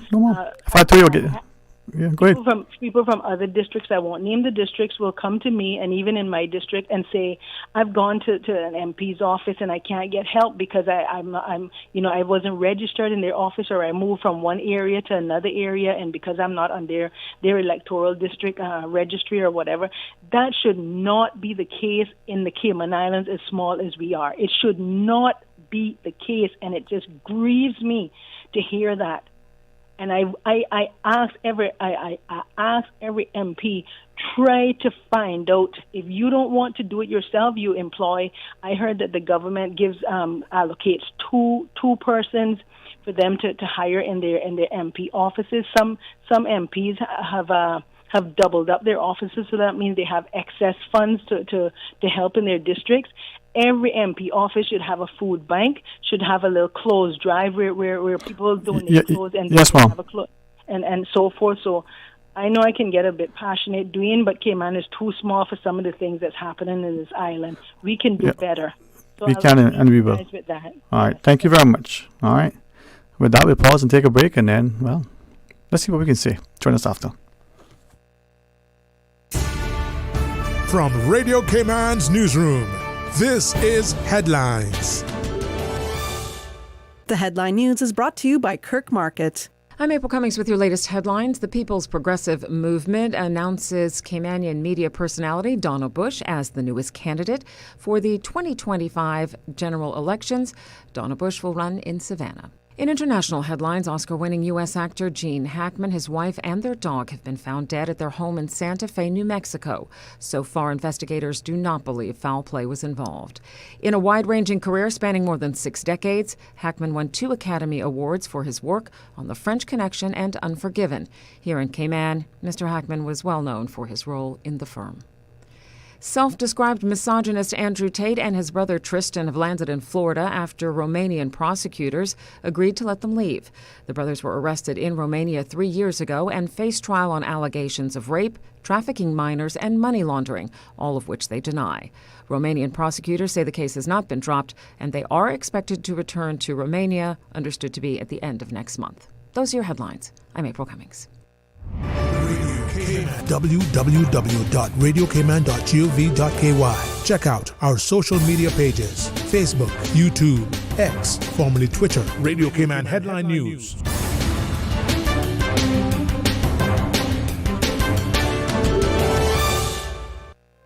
Looking for fresh, healthy food that's full of flavor?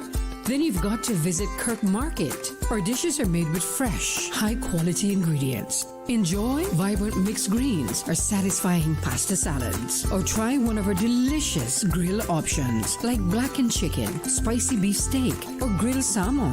Looking for something light and flavorful? We've got sushi rolls and poke bowls prepared daily. And don't forget to explore a hot bar or Billy Fresh salad at the salad bar. Stop by Kirk Market today for breakfast, lunch, or dinner and taste the difference. Eat well, live well with Kirk Market. Radio Cayman's Talk Today.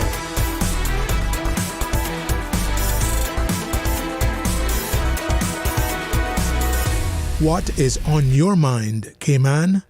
Hey, welcome back, and thanks for joining us, and thanks for Catherine for keeping our company as we take another call. Hey, good afternoon. Thanks for calling. Hello, good afternoon. Hey, afternoon. How's it going, man? Good Rambo speaking. If you've been here, good afternoon to the Empress, Miss Catherine. God bless you. The Empress, Miss Kathy. I like how you address her. Thank you, sir. She says good afternoon to you. Good afternoon. Good afternoon. Sterling, 6 years ago, I went to the studio with you. February 2019, right? Wow. And congratulations, right? Right, on your endeavors and stuff. On the pipeline. And I recall about a lesson, or you, Mr. Burns Rankin, and you running Westby. I recall that time, that era. And I was Sterling, you see what happened now? It's all a political stalemate. Nobody playing chess, people playing chess. Right? Mm-hmm. So, there's a lot of perplexity and conundrum, confused, a lot of mystifying issues going on. Right? So, in this unstable moment, we need to make reservoir in trust, ethical, humane, and noble policies down the pipeline. You know something? Mm-hmm. And I know you capable of doing it now. But parallel, Sterling, over the years, the messages are clear. The distortion, reticence on communication, reticence. You understand? Mm-hmm. Some miscommunication for sure. Yeah, the whole political innovation now is preeminent, empowerment. The message to be forward. And the truly, Sterling, I endorse you to the marks. Or Michael LeBrack, Elvis. Mm-hmm. Yeah, you feel me? Yeah, man. Best of both worlds, but you know what I mean? Yeah, man. Now I feel right now. Because I called Marlo yesterday morning, Mr. Kenneth Brown, at the premiere. Mm-hmm. I was telling the lady in Kenneth, Mr. Brian, depends how I feel to vote this election. Usually I be point blank, ready. Mm-hmm. You know? Mm-hmm. But let me emphasize the point. Reticence, not a problem. Yeah. Sterling. So look, I wish you luck. You know, and thank you, man. Thanks. You're very good. You're a good person. Yeah, you're very good. I agree. You too, Rambo, man. Miss Kathy, you know too, Miss Kathy. God bless Miss Kathy. Well, thank you. Well, God bless you too. Thanks, man. More time, man. All right. Thanks. All right. Did I call? Hey, welcome. Thanks for calling. Hello. Afternoon. Good afternoon to you, Dwayne, and good afternoon to Miss Kathy. Good afternoon. I want to say something today. I want to touch on two topics. I'm going to start. Before I say that, I want to wish you all the best. Thanks. When it comes nomination day, if I could vote for you, I would. Okay? I'm going to touch on the subject of the arrest of the young man last week, which has made me think so many times over as to what and why he was arrested. But I hope and pray that Mr. Kurt Walton, or newly Caymanian Police Commissioner for the first time, and I don't know how many long while we've had a Caymanian Police Commissioner. But I want to touch on this. I'm not going to hold anything back about what I say. I'm not going to swear. I'm not going to call any people names. But I am going to make a point clear today to Mr. Kurt Walton. I am a Cayman Breaker. I have lived in Grand Cayman for over 30 years. I am a Cayman biker that is very disappointed in Mr. Walton so far as our police commissioner. Why? Because I live in West Bay. I have seen the changes. I have called the police station in West Bay numerous times, and there is no action being done on the things I call about. I call about complexes on Conch Point Road where they're having a party and there's no space for the cars to park, so they're parking up against the sidewalk and into the road, and they're blocking traffic on both sides of the road. There are 3 roads in West Bay, Dwayne, that has no police presence on it. I can name the times that the police vehicles pass by. Birch Tree Hill Road that turns into Conch Point Road, and then you'd make a right onto Captain Reginald Drive. Captain Reginald Parsons Drive? The amount of speeding, the amount of unworthy cars, and the amount of talking on the cell phone that I see going on as I traverse those roads daily, it is unbelievable how you have to run yourself off of the side of the road when you're facing traffic and cars are coming straight for you, vehicles are coming straight for you, and they don't care.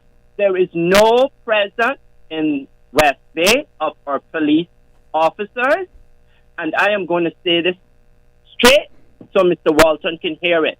If he or the governor cannot fix the crime and the no appearance of our police officers in the West Bay district, then I'm sorry. It is time for someone like me as a Caymanian to stand up and say, Mr. Walton, you have failed me, and you have failed my people, and you have failed the Cayman Islands. And if the governor cannot address it, well, I am prepared to put together a petition and have Mr. Kurt Walton removed. And if the governor can't do something to fix this crime wave that has happened in my country, I will ask for her to be removed also, because enough is enough. The police will come. If you call them in West Bay, if you smell a slip of weed being smoked, they'll come for that down in your neighborhood. Or they'll come if they hear domestic dispute. But when you call the West Bay Police Station, and I've called Georgetown Police Station many times, and nothing gets done about what you call. And as a voter, this election, I have decided to stand down and not vote for no one that is running in my constituency, because I am one Caymanian that is pissed off at the process of what has happened to this country, and we have nothing but our MPs to blame, because I want to remind everyone that is running for public office, we, the people, the voters, are your employer. You are the employee. And if the next set of 19 MPs that get in to run our country and to assist and help Caymanians in their country, because my people are hurting big time. I see it daily. And I am one Caymanian that I have had enough of the promises being laid upon us. These 19 MPs that get in, whoever they are, cannot steer this good ship, the Cayman Islands, because the ship is almost sunk. If they don't steer it in the next 4 years, where Caymanians can make a decent wage living and live in this country, Cayman is doomed. We have so many, I'm not going to call them expats, because foreigners come here to my country. They are visitors in my country. You have been given the biggest gift of your lifetime to come and live and work amongst us Caymanians. And I ain't having any expat that they call themselves. I call them foreigners. You are a visitor in my country. And when in Rome, you must learn to do as the Romans do. You must respect Cayman. You must respect Caymanians. You must respect our way of life, our culture, our history, and our environment. Or you are no longer welcome in my country, the Cayman Islands. And I am not holding anything back to any foreigner that I see breaking rules in Cayman or disrespecting me or my Caymanian people. Yeah. But I hear your point, right? And I understand that's one of the things that's motivated me. We're going increasingly divided. Respect begets respect. And our landscape is changing. And sometimes we are not setting the right example. We're not extending the right hand. But oftentimes we're not holding each other accountable, irrespective of where we're from. As much as I hear your passion and plea, may I ask respectfully that we reconsider where we are, because is it that we are misguided, misled, and well, let me be careful. My political thing will come later. Let's pause and take a break. Thank you for your share now. Accidents and illnesses can strike without warning. Ouch! When it comes to urgent care, every second counts. At Doctors Hospital, we have a dedicated team of experienced doctors and nursing staff available to you 24 hours a day, 7 days a week. Don't waste time in an overcrowded emergency room when you need urgent care. Whether it's a broken bone, a severe infection, or a sudden illness, trust in Doctors Hospital's unwavering dedication to providing the best immediate care. For complete urgent care when you need it the most, choose Doctors Hospital, located in Georgetown, 16 Middle Road. Did you know ordering your favorite sandwich from Subway just got easier? Yeah, picture this. No more waiting in line. No more fussing with cash. Just a delicious taste of Subway at your fingertips. With our new app, ordering your go-to sub is as easy as a few taps on your phone. Plus, receive exclusive deals and earn loyalty points with every purchase made on the app. Download the new Subway app today and get ready to ditch the lines and drive straight into your flavor. Visit the App Store or Google Play Store on your mobile phone and search for Subway Cayman Islands. Subway. Eat fresh. Easter vacation is just around the corner, and Cayman Airways has added multiple extra flights to some of your favorite destinations, some of mine too. Look here, they got seats available now for booking on extra Easter flights between Grand Cayman and Kingston, La Ceiba, Miami, Cayman Brac, Little Cayman, and you can even catch a non-stop flight to Montego Bay for Easter. Check it out. You can visit CaymanAirways.com, contact a local travel agent, or call Cayman Airways Reservations on 949-2311. And don't wait too long though, because these extra Easter seats always sell fast. Be sure to add your Sir Turtle Rewards number to your booking so you can earn more miles for more free trips this year. Well, I know where I'm going. I'll see you on board a uniquely Caymanian airline for Easter. Stay cyber secure with Cayman National. Here are a few tips that will benefit you. Ensure to log out completely when you finish any online banking activities. Be aware of phishing attempts and only click links from trusted sources that are sent from your device through emails and messages. Remember, Cayman National will never ask you for your credentials.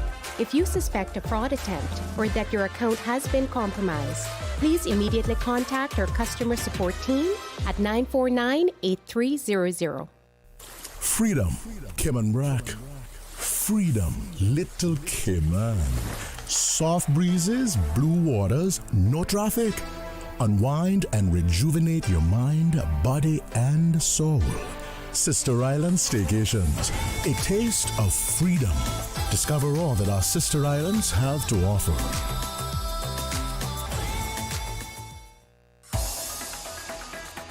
Radio Cayman's Talk Today.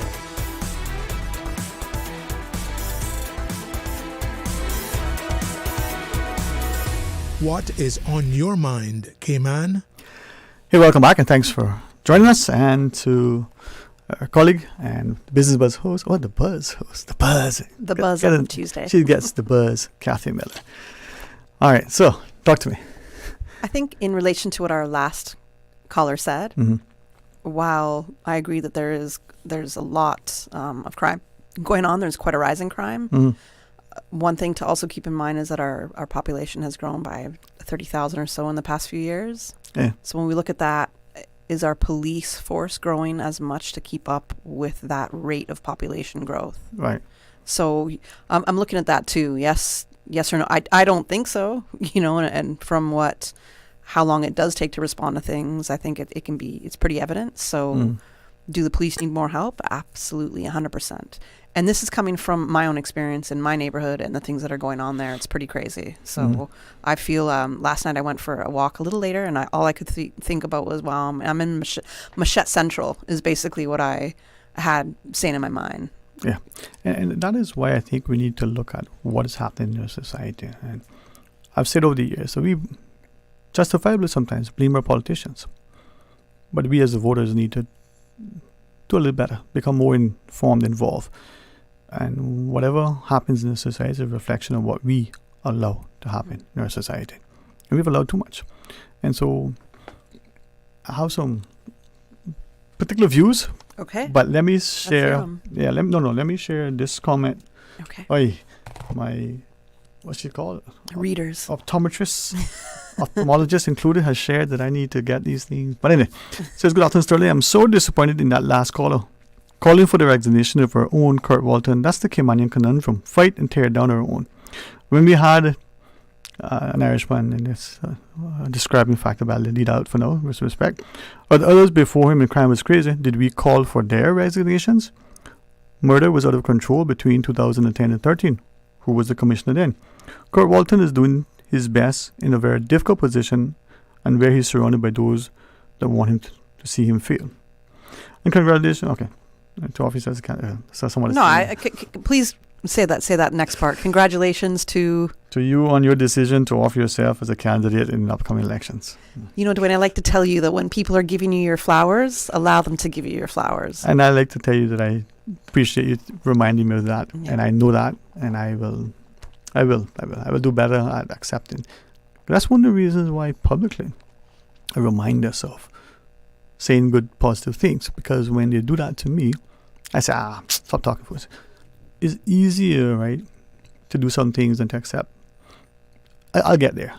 Yeah, you will. But yeah, this decision to do that stems from all that's happening in our community. And the divisions that are taking place are compounded because of our politics, our religion. We're looking at not just education and economics and ethnicity, but we're allowing too much. It's easy, to tear down. Yeah, it's easy to complain and castigate.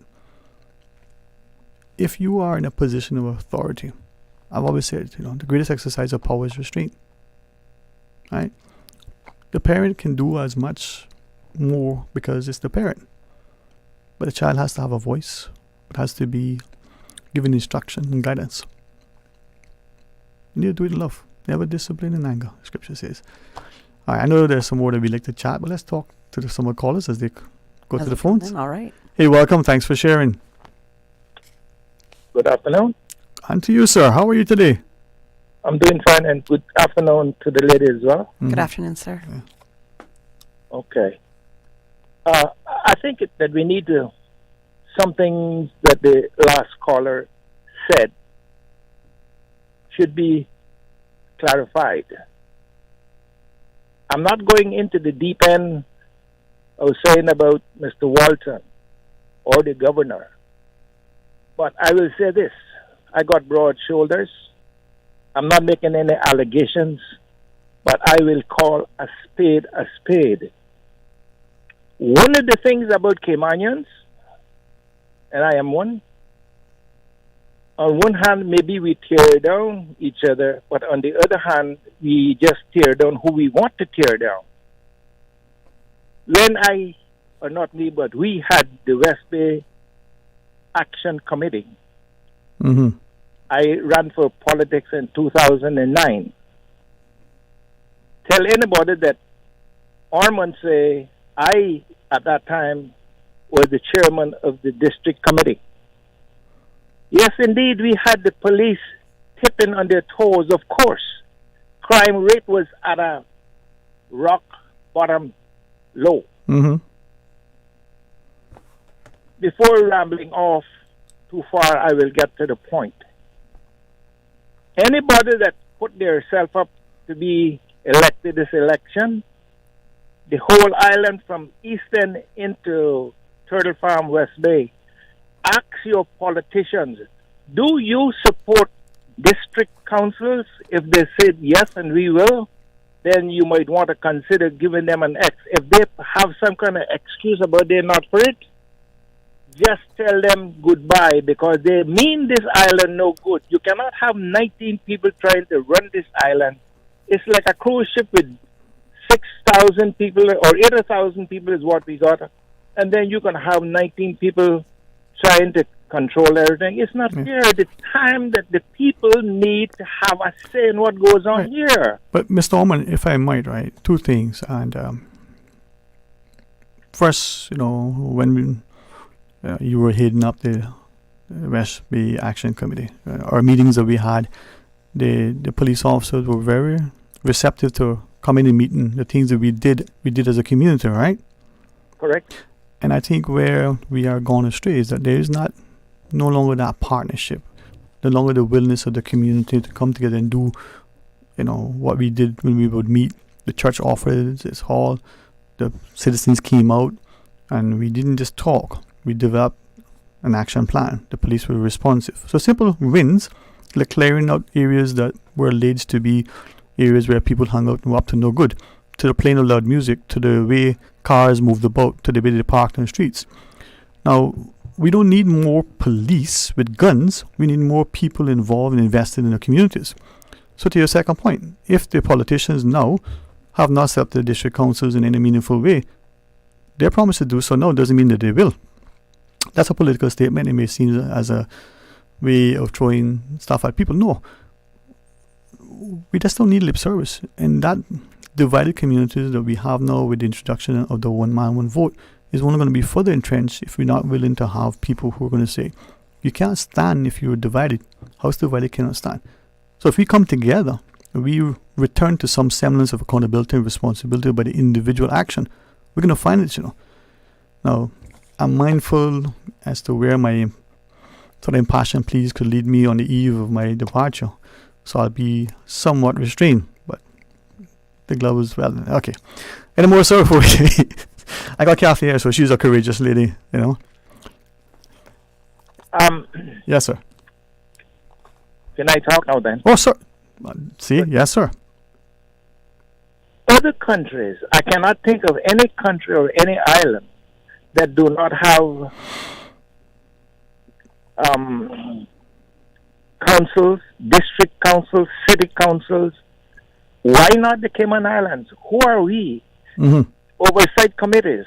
And which politician or which group of politicians should deny us that right that we have a say, especially with what's going on here now and we have no say? Yeah. I am sick of barking up the tree with no avail. Right.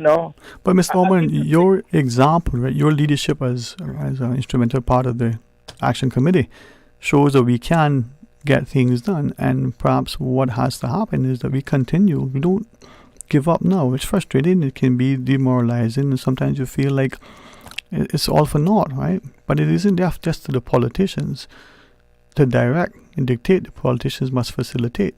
So I commend you. I encouraged and motivated by what you've done, and I invite you to continue. Until we draw our last breath, there's always hope. Well, this is what I want to say about giving up. Yes, sir. The main point I'm making is this: we are about to make a move again, and this time we're going to get things implemented. So, again, if your politicians do not agree, you better think twice who you're going to vote for, because this is so well needed in the island that all Caymanians can have a say what's going on here. Okay? Right. That's the problem. Yes, so sir. Thank you. I'm not going to hang on anymore, but thank you so much for listening to me. Thank you again. You're welcome. But we all know, no politician, because of political convenience experience, isn't going to say what they think gives them traction, whether they agree or not. I'm not a politician, so. Yet. No. One more call, you say, Miss Susan? No, that's it? All right. No more calls. All right. Kath, I'll be led by you, Mom. Oh, you'll be led by me to end your show? Okay. Yes, Mom. Well, congratulations again for announcing your candidacy. Yeah. And we will wait until nominations day. Most of us will be waiting until nominations day to find out which electoral district you will be running in. And tomorrow's going to be your last Talk Today show. Yes, Mom. So how do you want that show to go? Have you even thought about that? I had, I had. As I started hosting almost 17 years ago, quiet. There's no fanfare. I'm not.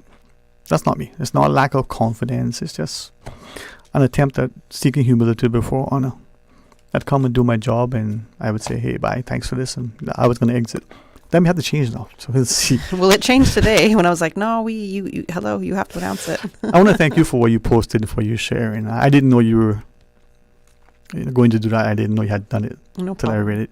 Thank you for waiting until the end of the show for me to cry. I appreciate that. But thank you for sharing that. That was touching. That was heartfelt. Of course. Genuine, and that's what we need to be. Yeah, we do. We do. And everything, the caption that I composed for you, that's who you are.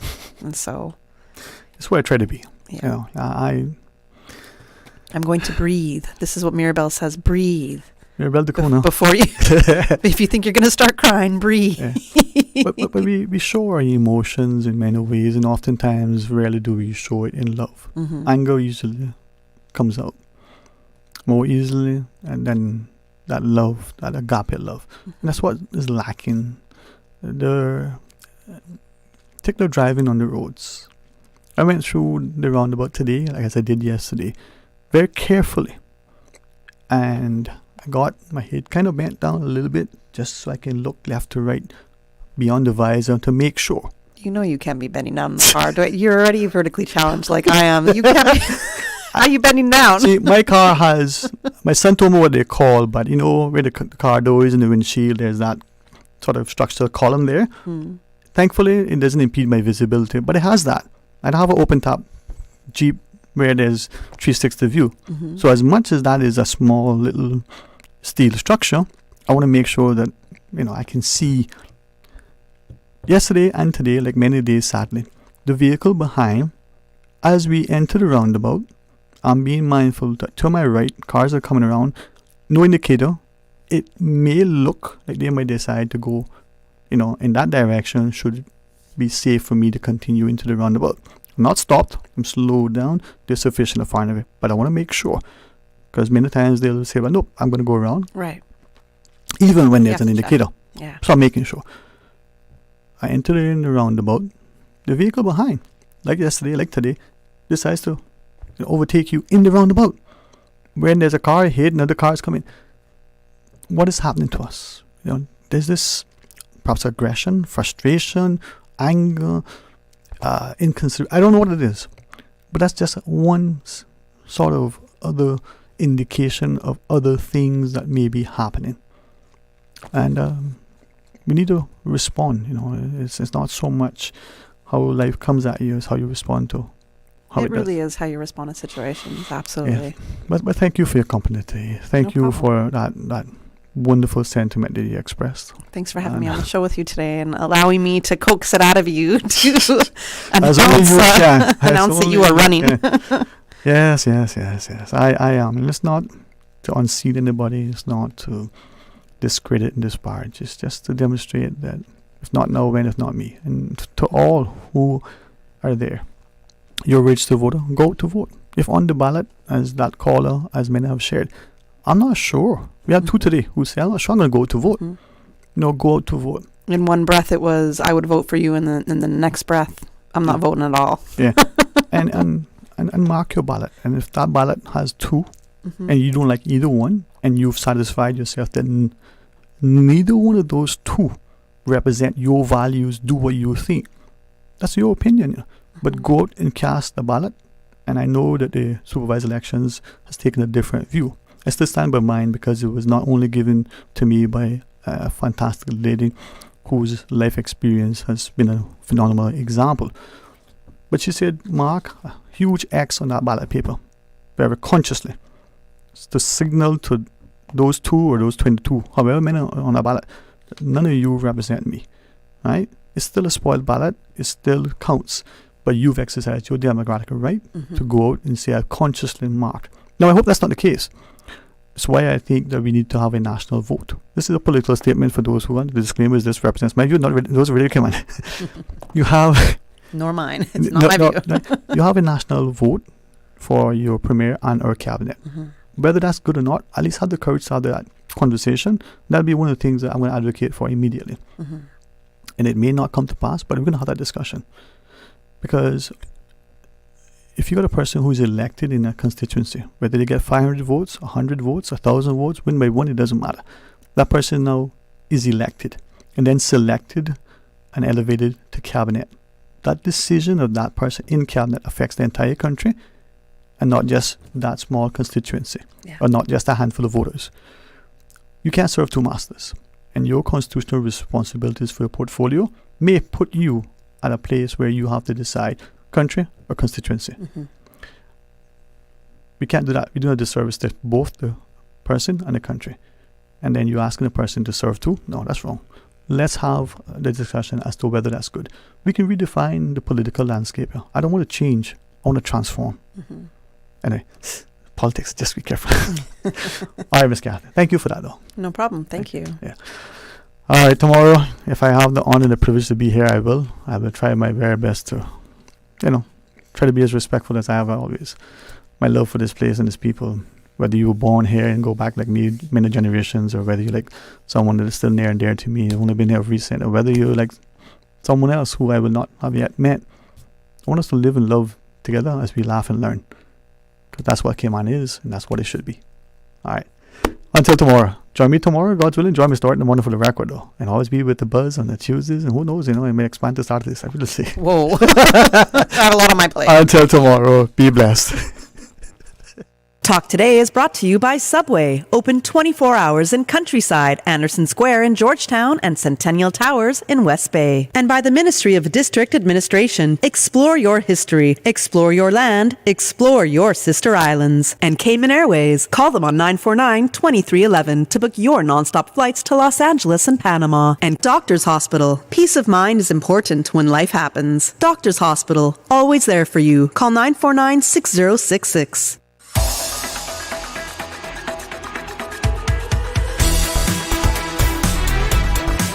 Shaken yet standing firm. This is